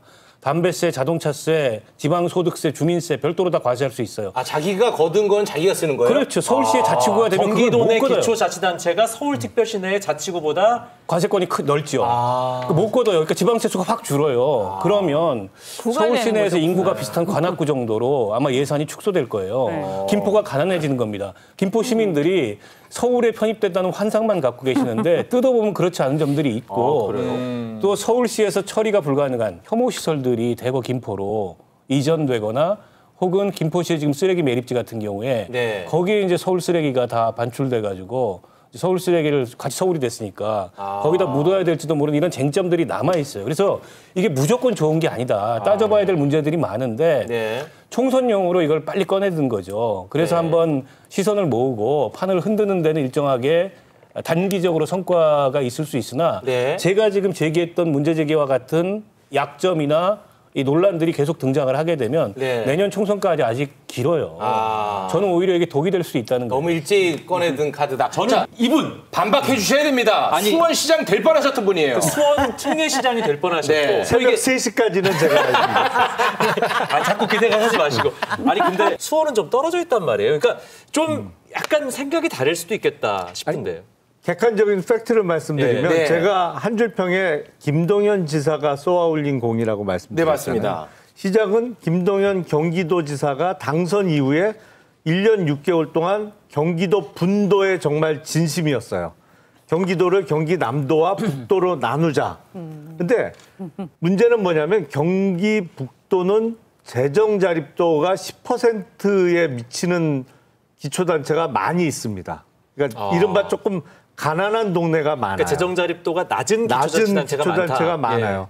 그래서 세수도 경기 남도가 북도에 비해서 서너 배가 많습니다. 그러니까 경기도로 묶여 있을 때는 남도에서 많이 거치는 세금으로 북도를 지원하는 게 가능해요. 근데 이게 남도, 북도 나눠버리면 비유를 하자면 형편이 어려운 친척들만 이렇게 모아서 생계를 알아서 꾸려봐라 이렇게 되는 거예요. 그러니까 김포시 같은 입장에서는 당연히 경기 북도로 편입이 되느니 서울로 들어가겠다 이렇게 나올 수밖에 없는 거죠. 그러니까 시작은 김동연 도지사가 추진해왔던 경기도 분도에서 시작된 겁니다. 김기현 대표가 여기에 뭐 당론 추진 뭐 이런 얘기를 하면서 화답을 하니까 우리도 다 서울로 들어갈래 이러고 있는 형편이거든요. 그러니까 이거는 국민의힘이 총선용으로 기획했다는 것은 사실관계와는 좀 어긋나요. 그리고 총선용이면 앞서 언급한 대로 너무 일찍 터뜨린 거예요. 정말 총선용으로 써먹을 카드 같으면 앞으로 한 석 달 내지는 넉 달 후에 발표했어야 돼요. 그러니까 이게 총선용 기획 작품은 오히려 아니라는 반증으로 볼 수 있는 거죠. 아니 이게 이제 총선용이라기보다는 김기현 대표의 흔들리는 지위를 뭔가 당내에서 공고화해보고 싶은 이제 그런 김기현 대표의 욕망이 여기에 투영돼서 총선 때 쓸 카드를 좀 미리 땡겨 쓴 거라고 보여요. 저는. 지금 지위가 좀 흔들리고 있나요? 안 흔들리나요? 저는 상당히 흔들린다고 보는데. 몰라서. 그래서 오랜만에 김기현 대표가 여당의 대표다운 얘기를 한 겁니다. 찬반을 떠나서 옳고 그름을 떠나서 실효성이 있고 없고를 떠나서 그동안에 뭐 정책 얘기를 하셨습니까? 뭐 이렇다 할 얘기를 못 했어요. 자, 근데 너무 일찍 꺼냈어요. 이게 수많은 쟁점이 있고 반론이 있기 때문에 사람들이 뭔가 잘 모를 때 그냥 확 몰고 가서 이게 총선에 휘발성 있는 이슈로 만들기에는 앞으로 시간이 많고 논쟁이 세게 붙을 겁니다. 게다가 경기 지역에서 수도권에서 여기에 포함이 안 되는 지역이 갖는 묘한 소외감. 이것들이 하나 있을 거고요. 또 하나는 강서 구민들이 이거 웰컴일까요? 저는 아닐 것 같거든요. 일단 서울이라는 자원을 나눠야 되고 또 여러 가지 혼잡도 발생하고 싫어할 것 같아요. 벌써 국민의힘 내부에서도 상대적으로 발전의 소외감을 느끼고 있는 도봉, 중랑, 뭐 강북 이런 쪽의 원외위원장들이 반대하기 시작했잖아요. 공개적인 반대의 목소리를 내기 시작했잖아요. 그러니까 그런 면에서 김기현 대표가 조금 욕심이 앞서가지고 너무 일찍 꺼냈다. 근데 저는 사실은 용산이 기획해서 이렇게 터뜨렸다고 저는 생각을 했는데 지금 생각해 보니까는 김기현이 실수로 터뜨린 공일 수도 있겠네요. 김동연 지사가 쏘아올린 공이라니까요. 이거는. 그런데 서로 윈윈하는 게 있어야 되거든요. 근데 이 경우에는 양쪽에 다 루스루스예요.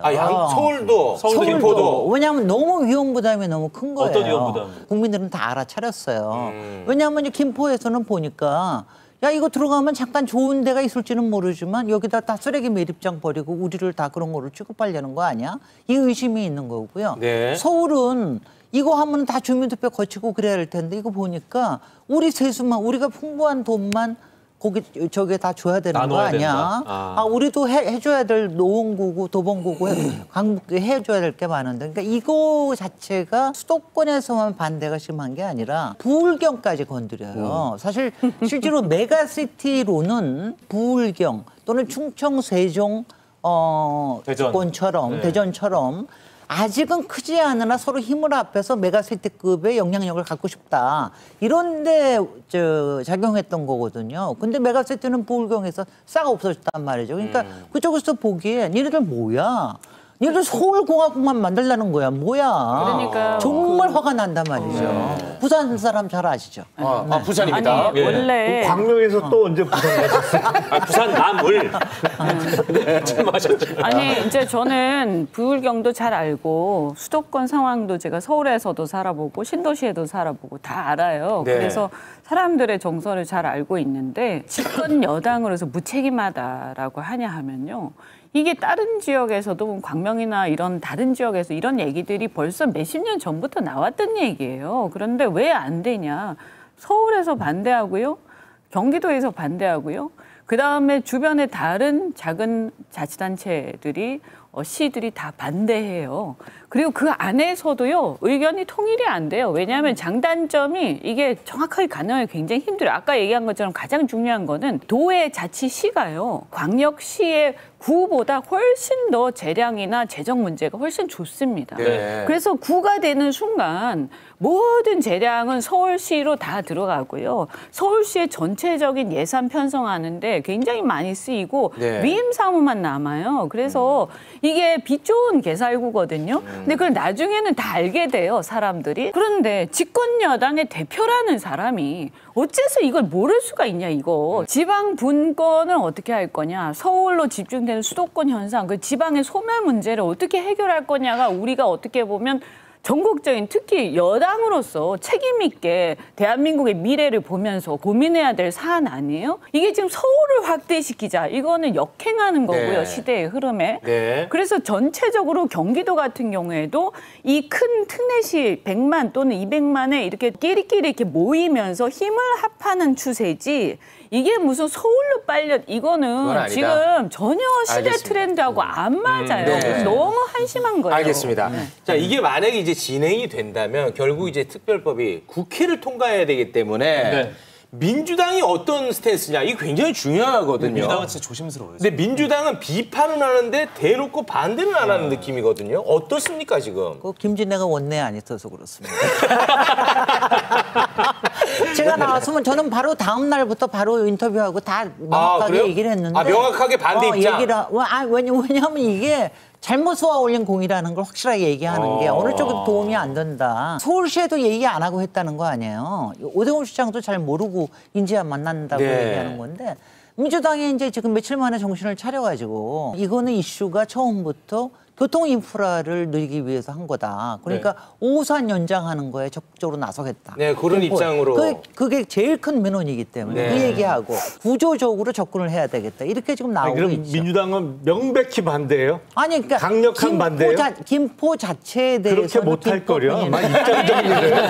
제가 보기엔 절대 그렇게 입장 그렇게 못할 거예요, 민주당에서. 저는 확신하는데 이거요. 지금 국민들 수준이 달라졌어요. 20, 30년 전하고. 그래서 상당수가 반대할 겁니다. 이거 꼼수라는 거 모르는 사람 없고요. 정말 아무리 표가 중요하지만 국가에 백년지 대계가 있는데 지금 집권 여당이 뭐 하는 짓입니까 이게. 또 2008년도에 정말 한심해. 정말로 한심해. 이런 짓 하면 안 돼요. 좀 사기시고요. 아니 생각을 해보세요. 이거 어떻게 하려고 그래. 그럼 여기저기 다 원하면 다 넣어줘. 그러면 이 나라가 이게 어떻게 되겠어요. 한번 생각을 해보세요. 어떻게 그런 얘기를 할 수 있냐고. 2008년 총선에 민주당이 좀 아픈 기억이 있어요. 그때 뉴타운 공약을 내걸고 당시에 한나라당이 총선을 치렀는데 그것 때문에 이제 서울시에 뉴타운 바람이 확 불었어요. 처음에는 압승했는데 그 선거에서 처음에는 민주당이 반대 입장이었습니다. 근데 나중에 가니까는 뉴타운 바람이 너무 거세게 보니까 반대를 못하고 지역의 후보자들이 찬성 현수막을 다 걸어버렸어요. 당론은 어정쩡하고 지금 잘못 대응하면 그 꼴 나요. 민주당이. 근데 이제 그때만 하더라도 뉴타운은 재개발 재건축, 그러니까 광역 재개발 공약이죠. 이거는 이제 아파트 가격하고 직결되는 서울의 외곽 지역에 때문에 이게 이제 욕망이 활활 타올랐던 거예요. 부동산 가격에 대한. 근데 이거는 행정개혁 개편 문제고 제가 아까 말씀드렸듯이 행정구역이 중요한 게 아니고 위치와 인프라가 중요하다. 그러니까 이게 강서구하고 접경 지역에 김포시 아파트는 조금 오를 수 있어도 저기 저 바닷가 쪽에 있는 땅값까지 오르지 않는다. 때문에 그때하고 상황이 다르고 사람들의 욕망이 달라졌습니다. 이제는 더 이상 아파트값 한번 폭등했다가 또 이게 지금 뭐 거래 주저앉고 폭락하고 이런 상황을 경험하면서 이게 다가 아니구나. 정말 삶의 질을 위해서 아파트값 올리는 게 다가 아니구나. 이게 좀 달라졌어요. 이걸 다 서울로 억지로 우겨넣겠다? 아니 그러면 지금 국토 균형 발전이나 아니면 자원 배분의 효율성이나 이런 어떤 시대적 추세는 다 깔아뭉개고 서울을 다 키워가지고 정말 수도권 전체를 서울로 만들겠다. 그러니까 오죽하면은 홍준표 대구시장이 이건 시대에 역행하는 거다. 오히려 동남권 메가시티나 아니면 서남권 메가시티나 중부권 메가시티나 이렇게 경쟁력이 상대적으로 처지는 지방의 어쨌든 도시 경쟁력을 높이기 위한 그런 정책을 써도 부족할 판에 서울을 더 키우겠다는 거는 맞지 않는다. 이런 얘기가 시간이 가면 갈수록 여권 내부에서도 나올 겁니다. 이게 총선 전략으로서 역풍이 셀 수 있어요. 집값 문제에 대해서만 제가 좀 이렇게 짚어드리면 그만 짚어드리면 고향 저기 성남 이런 데들이 있지 않습니까? 광명도 그렇지만 인근의 서울 구보다 집값 더 비쌉니다. 그래서 이게 그 20, 30년 전 얘기라니까. 김영남 의원님 중화 좀 시켜주세요. 제가 예측을 해보면 지금 얘기가 나오고 있는 김포, 구리, 하남, 뭐 성남, 의왕, 과천, 먹이까지 광명 들썩들썩 하잖아요. 적어도 여기 출마하는 민주당 후보가 되려는 사람들은 명백히 반대 못할 거예요. 대놓고 못한다. 대놓고 못할 거예요. 민주당도 당론으로 명백히 반대. 제가 보기에는 못할 겁니다. 그것도 못할 것이다. 왜냐하면 그 지역에 보면 찬성 여론이 꽤 높기 때문에 폭발력이 있는 것이거든요. 지역 주민들이 반대하면 이렇게 이슈화가 될 수가 없죠. 그렇죠. 금방 사그러들죠. 김진애 의원님은 이미 서울은 메가시티다라고 하셨습니다만 제가 알고 있는 메가시티하고 지금 서울 수도권의 개념은 조금 다른 것 같아요. 왜냐하면 경기도에서 서울 들어갈 때 내는 환승과 관련한 요금 체계 개편도 그렇게 어려웠었는데 이걸 메가시티가 이미 된 거라고 얘기하는 건 조금 어폐가 있어 보입니다. 근데 저는 장기적으로는 적어도 인구 2천만 이상 3천만 정도의 메가시티화를 하는 게 맞다고 봐요.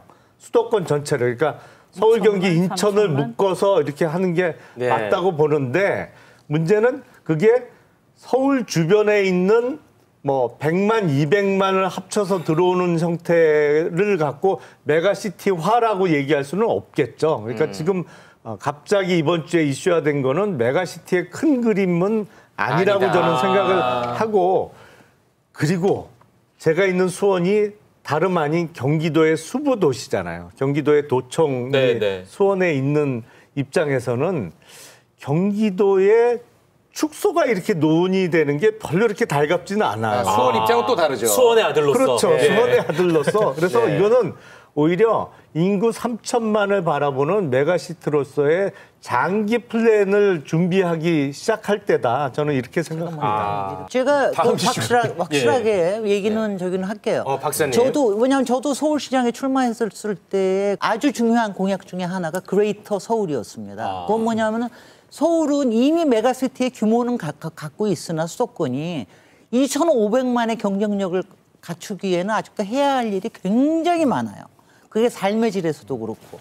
근데 그런 부분에서 지금 제대로 못하고 있는 걸 푸는 거하고 김포시나 몇 개 도시들을 엮어가지고 다시 서울에 편입하는 거하고는 완전히 다른 얘기다. 메가시티 개념은 아니죠. 지금 논의되고 있는 그러니까 거는. 지금 얘기되고 있는 거 이런 식으로 하면 안 된다. 그러니까 국힘이 어려워. 국민의힘이 서울시장 끝까지 뛰시지 왜 중간에 포기하셨어요? 아니 포기가 아니라 떨어졌어요. 국민의힘이 혁신한다고 해놓고 저는 이 혁신의 방향이라는 게 완전히 지금 거꾸로 가고 있는데 이 진정성을 보여달라라는 게 혁신의 방향이고요. 그 꼼수와 눈속임에서 그런 거 말고 투명하고 솔직하게 해달라라는 게 혁신의 방향이에요. 그리고 잔머리에서 본질로 가자라는 거예요. 근데 지금 보세요. 이게 과연 어느 쪽입니까? 저는 정말 지도자들이 이러면 안 된다. 네, 알겠습니다. 이현주 의원 눈빛을 보니까 열기를 살짝 좀 식힐 시간이 돌아온 게 아닌가.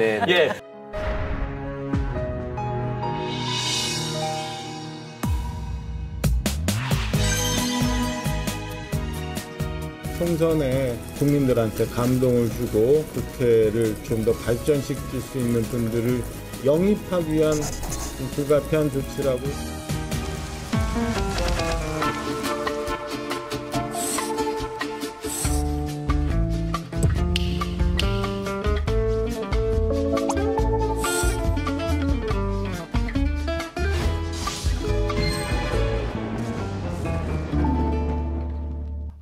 참 정치가 너무 어렵습니다. 제가 이해할 수 있는 영역은 분명히 아닌 것 같습니다. 강서구청장 보궐선거 참패의 책임을 지고 사무총장 사퇴를 했던 이철규 의원 19일 만에 인재영입위원장으로 돌아왔어요. 저를 좀 가르쳐 주십시오. 그 박정화 대변인이 그런 말을 했어요. 업무의 연속성 차원에서 인사를 이해해달라 이런 얘기를 했어요. 맞습니다. 설명을 하면 강서구청장 보궐선거 전에 당시 이철규 사무총장 그리고 박수영 여의도 연구원장 등이 인재 영입을 준비를 했습니다. 그래서 시대전환의 조정훈 의원하고 한 6명 정도를 발표를 했죠. 그리고 준비해 놓은 사람들이 쭉 있었어요. 그래서 2차, 3차 이렇게 발표를 하려고 했는데 강서구청장 보궐선거 참패 이후에 물러났잖아요. 그러면 이제 얘기를 그동안 진행해 왔던 사람들 입장에서는 아니 당시 사무총장이니까 인재영입으로 나를 이제 뭐 책임을 져줄 것처럼 해서 내가 고려를 했는데 이제 사무총장도 아니고 네. 그럼 내가 어떻게 믿고 들어가냐 이런 얘기가 나올 수밖에 없잖아요. 네. 업무의 연속성 차원에서 네. 이렇게 인사가 이루어진 것으로 이해가 되는데 네. 다만 이거는 실무적으로 뭐 우리끼리의 내부 문제고 네, 국민의힘 내부의 문제고 국민의 눈높이에서 볼 때 상식적으로 이해가 되느냐 이건 별도 문제죠. 아니, 의원님 눈높이에서는 어때요? 또 도발을 하는 아니 진짜 제가 이해가 좀 어려워서 여쭤보는 거예요. 제가 질문이 좋아요. 네. 제가 늘 이제 말씀드리잖아요. 네. 회초리를 딱 맞으면 네. 다시는 안 그러겠습니다. 응? 잘못했습니다. 그래야 되는데 네. 마치 이번 인사는 국민의 눈에 비춰지기에는 제가 뭘 잘못했죠? 이렇게 비춰질 가능성이 좀 있어 보여요. 네. 여기까지만. 강서 재보궐선거 끝난 지 20일 정도 지났잖아요. 네. 물러났어요. 강서 재보궐선거 네. 끝나고. 20일 만에 딱 돌아온 거죠. 결국 소나기 내리니까 잠시 피했다가 야 비 그쳤다 가자 이러고 이제 다시 나오는 거예요. 그거로밖에 이해가 안 되고 결국 이건 뭐냐. 총선의 그립은 놓지 않는다. 절대로. 대통령실과 이 윤핵관 이 라인이 어떤 경우가 있어도 총선의 그립을 놓지 않겠다. 그러니까 찐윤 인재 간별사로 다시 돌아온 겁니다. 그러니까 이철규 총장이 아니고는 못 믿는 거죠. 누구를 어디서 데려와가지고 어떻게 인재 영입을 할지 어디다 배치할지. 그럼 지켜보는 사람들이 19일 후면은 다 잊을 거라고 생각한 거예요? 저는 그렇게 생각하는 것 같아요. 아무리 봐도. 그리고 분위기 바뀌었다. 자 이제 가자. 그러니까 저 김기현 그 대표도 그 김포 서울 편입 이거 내놓고. 이렇게 이제 인재영입위원장도 물러난 사무총장이 다시 돌아오고 네. 또 물러났던 분들 중에 어떤 분들이 돌아올지 모르죠. 지켜보면 이제 아시리라고 봅니다. 네. 아니 저는 윤석열 대통령 그러니까 사우디에서 돌아오시고 난 다음에 제일 먼저 갔던 행보가 박정희 추도식에 갔던 거. 그거 하고 난 다음에 이태원 추도식에 안 갔죠. 네. 그다음에 국회에 와서 시정연설을 하면서 여러 가지 저수초를 보냈죠. 그러고 나니까 뭔가 그다음에 언론에서 여러 가지 마사지를 좀 받았죠. 대통령이 뭔가 좀 달라질 것 같다는.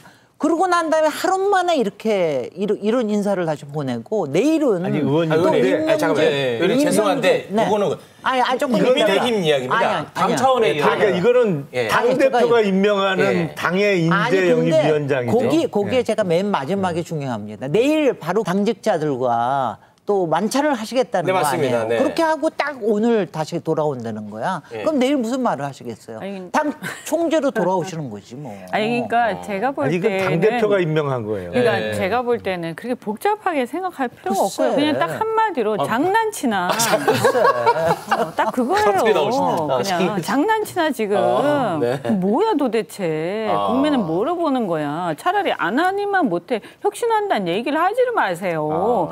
그동안 대통령이 국민들한테 실망을 끼친 여러 가지 사안들에 대해서 하나하나 짚어가면서 되돌리는 거. 특히 거기서 가장 대표적으로 계기가 될 수 있었던 게 이태원 참사 추도식이었는데 거기 안 오시고 갑자기 뜬금없이 교회 가셔서 혼자 이렇게 하셨는데 아니 그러더니 이철규의 복귀. 그죠? 윤핵관의 복귀로 딱 나타난. 그리고 인재영입 위원장은 공천하고 직결돼 있고요. 사무총장도 공천하고 직결돼 있는 거예요. 네. 결국에는 절대 이것을 놓지 않겠다라는 얘기인데 이걸 딱 보면 사람들이 생각하는 거는 이제 혁신은 끝났구나. 이런 이제 확인을 해주는 거예요. 사람들한테. 그런데 이것도 역시 난이도가 굉장히 높은 문제인데요. 지금 친윤으로 대표되는 이철규 위원장은 돌아왔습니다. 그런데 혁신위에 1호 혁신안이 징계 취소였죠. 근데 2호 혁신안이 희생이에요. 이 희생이 뭐냐면 친윤계 인사들이 희생해야 된다. 서울로 출마하라. 험지 출마. 아니 친윤은 돌아왔는데 혁신위에서는 또 친윤을 치는 모습이에요. 이거 어렵습니다. 해설해 주십시오. 아니 간명하죠. 그러니까 소위 인요한 혁신위원장이 임명됐을 때 임명의 배경이 무엇이냐를 놓고 뭐 갑론을박했잖아요. 그래서 김한길 국민통합위원장 얘기도 나오고 결국엔 그래서 김한길 위원장과 윤석열 대통령과의 친분까지 얘기하면서 그래서 혁신위원장에 온 거 아니냐. 맞습니다. 그게 아니라는 반증이죠. 아, 그거 아니라는 반증이에요. 왜냐하면 이게 안 맞잖아요. 지금 그 돌아가는 거하고 임요한 혁신위원장이 던지는 그 이슈하고는 안 맞잖아요. 결이 다르잖아요. 그러니까 속된 표현으로 적어도 짜고 치는 고스톱은 아니라는 증거 아닌가 싶습니다. 라고 지금 김영남 의원은 주장을 하고 싶은 거고 결국에는 저 나름대로 주장하는 거예요. 혁신위는 뭔가를 덜어내고 쳐내는 일을 하는데 네. 제한적으로 하는 거죠, 이거를. 제한적으로. 어떤 영남 다선 중에도 저는 방점이 찍힌 사람들이 분명히 있다고 봐요. 누구라고 아직 수면 위로 드러나 있지 않지만 친윤 중에도 당신은 서울로 좀 가라고 방점이 찍혀 있는 사람이 저는 있다고 봅니다. 자, 덜어내면 한쪽에서는 또 영입을 해야 돼요. 거기에는 친윤 핵심이 찐윤 감별해서 이 찐윤 자격을 통과하는 사람들 영입하겠다. 그리고 적재적소에 배치하겠다. 저는 이 왼손과 오른손이 서로 모순되는 것 같은 일을 하고 있지만 그 왼손 오른손을 누군가는 다 쓰고 있는 거 아니겠어요? 누군가는 왼손도 컨트롤하고 오른손도 컨트롤하고. 아니, 저는 그게 보이는데 그게 왜 안 보입니까? 아니 저 음모론을 깰 수 있는 방법이 한 개 있네요. 뭐죠? 그럼 이철규 인재영입 위원장이 서울로 출마하면 되네. 그러면 지금 저 지금 가설은 이철규 깨지잖아요. 인재영입 위원장이 수도권 서울 편입과 관련돼서 구리시에서 출마한다는 소문이 파다해요. 네. 굴이 아닌 딴 데로 출마하면 이제 의심 안 하실 거죠? 덧붙이고 싶은 게 저도 양손이 다로 움직이고 있으나 몸통은 하나다. 그거는 뭐 총재급이 누가 있다. 확실하게 얘기를 하는 게 우리가 앞에서 얘기를 못한 게 그 김포시 편입에 관련돼서 지금 특별위원장을 만들어야 누군 줄 아세요? 조경태 부산 5선인가 6선인가. 5선입니다. 5선 의원입니다. 뭡니까? 거기다 갖다 지금 수도권 흔들어가지고 수도권 위기인데 수도권 흔들어가지고 다 거기다가 갖다 놓고 어디는 그중에서도 위험한 데는 비윤 갖다 놓고 조금 더 뭐 가능성 있는 데는 친윤 갖다 놓고 지금 그 작업을 하고 있는 거 아니에요. 그러니까 쿵찌고 착찌고 다 하고 있는 중입니다. 뭘 이해를 못 하겠다. 조경태 의원이 뭐 아무 관련이 없는 게 아니라 그 토목 전공을 아니 그게 아니라 그게 토목에 큰 관계가 없는 거죠. 제가 하는 얘기가 아니에요. 그러니까 김포 그 문제하고 행정구역 재편하는 문제하고 토목하고는 큰 관계가 없고요. 제가 하는 얘기가 아닙니다. 지역적으로도 아무 관계가 없고요. 아주 뜬금없죠. 그런데 지금 보면 야 이걸 무슨 의원들이나 정치인들을 장기판의 졸중으로 생각하는구나. 아주 저는 이런 식으로 사람의 문제, 정치의 문제, 국민에 대한 어떤 메시지를 이런 식으로 전 이거 거의 갑질에 가깝다 이런 그런 느낌을 딱 받고요.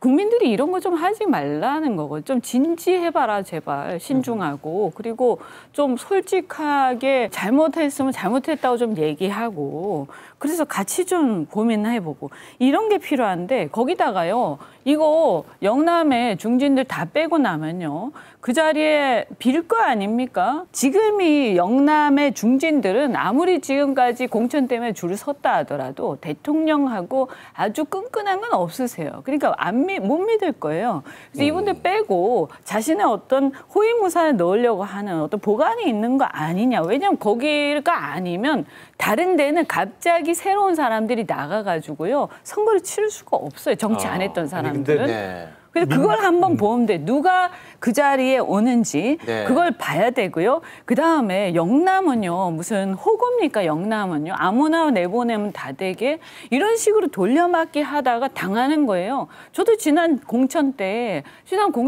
가라고 해서 갔는데 고향에서 밀어내기 해가지고 돌려막기 하다 엉뚱한 데 갔다가 거기 가니까 그 지역 주민들이 뭐라고 하냐면 너는 여기 왜 왔냐 딱 이러는 거예요. 그러니까 이게 저도 굉장히 그래서 제가 죄송합니다 하고 다녔거든요.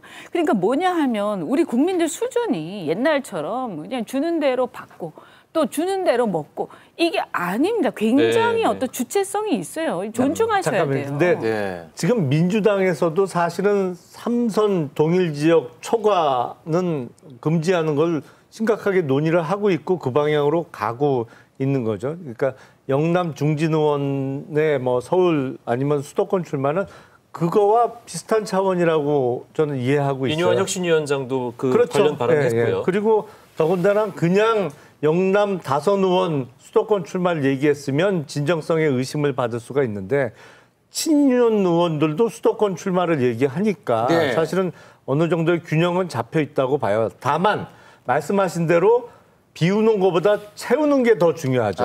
근데 우리가 그거는 2016년 총선의 교훈이 있습니다. 그때 네. 소위 친박, 찐박 얼마나 난리를 쳤어요. 네. 총선 패배로 이어지고 나서 그다음에 어떻게 됐는지는 우리가 생생하게 봤잖아요. 사실은 2016년과 17년을 거치면서 탄핵을 거치면서 이렇게 흘러갔는데 불과 그게 6, 7년 전의 교훈이 있는데 동일한 그 비슷한 상황을 또 만들지 않겠죠. 네, 알겠습니다. 저에 대한 비난 여론이 많아서 요거는 좀 말씀을 드려야 될 것 같아요. 조경태 의원이 특별위원회 위원장이 된 게 토목을 전공해서라고 말씀드렸는데 넌 방송을 뭐 장난으로 하냐는데 이거는 대변인이 얘기한 겁니다. 수석 대변인이. 아니 그건 제가 확인을 해드릴게요. 맞아요. 맞아요. 근데 이건 당의 공식 입장. 아니 근데 자기 입장은 되게 민감하네요. 딴 사람 막 댓글 안 좋은 거 올라올 때는 별로 신경도 안 쓰다가 자기 거 올라오니까 되게 민감하게 반응해요.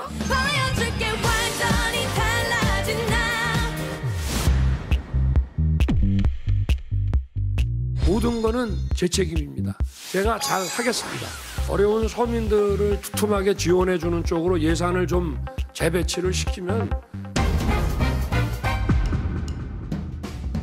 결론부터 얘기하면 제 재임 중에 재정 R&D 예산은 늘려갈 것이고 많이 늘릴 것입니다. 이번에 하여튼 구조조정을 좀 했습니다만은 정말 필요한 분야에 대해서는 저희가 과감하게 투자를 할 것입니다. 그래서 뭐 거기에 대해서는 크게 걱정 안 하셔도 될 것 같습니다.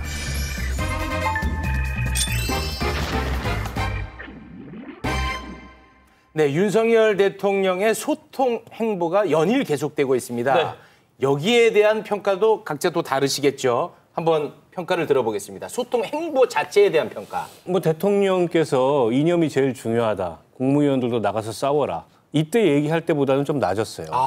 근데 강서 재보궐선거 정도의 충격이 왔는데 저 정도 제스처를 안 취한다는 건 말이 안 되죠. 네. 근데 정말 바뀌었느냐? 이건 저는 이제 몇 가지 우리가 관찰 포인트가 있다고 생각하는데 여전히 저는 이념이 중요하다는 기조를 거두지 않고 있다고 봐요. 그래요? 홍범도 장군 흉상 육사 밖으로 내보내는 거 여전히 추진 중입니다. 네. 그리고 국방부 장관이 국회에서 답변하는 거 이런 거 보면은 조금도 기조가 달라진 게 없어요. 네. 그래서 그런 기조가 아니고 정말 민생 중심의 실용 기조로 간다는 거를 대통령께서 직접 구두로 국민들에게 언론 앞에서 말씀을 하실 필요가 있다. 그리고 그 계획에 대해서 구체적으로 이런 계획을 갖고 있다. 이런 거를 좀 밝혀야 된다고 보고요. 두 번째로는 야당과 어떤 관계를 맺느냐.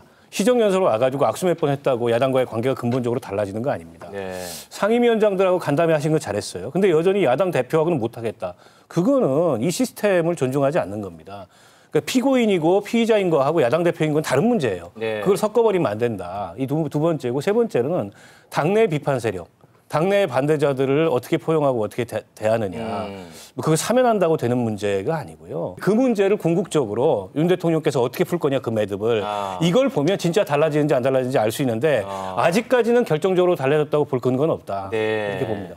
알겠습니다. 김영남 의원님은 많이 달라진 모습을 보고 있죠? 뭐 많은 국민들께서도 그렇게 느끼신다고 생각이 돼요. 발언 내용이나 행동이 많이 달라지신 건 틀림없어 보이는데 네. 정말로 달라진 거냐 아직도 야당에서는 이제 의구심을 갖고 있으니까 혹시 있을지 모르는 연말이나 연초에 개각 때 대통령의 인사권의 행사를 보면 확인이 되겠죠. 정말로 그거는 인사의 내용을 보면 달라진 건지 아닌지 그거는 확인이 되겠죠. 연말 연초에 무조건 개각이 있을 테니까. 아니 뭐 있을 수가 있겠죠. 총선 출마하는 장관들이 적어도 몇 명 이상은 나올 테니까 그 빈자리를 어떤 사람으로 채우느냐를 보면 알 수 있겠죠.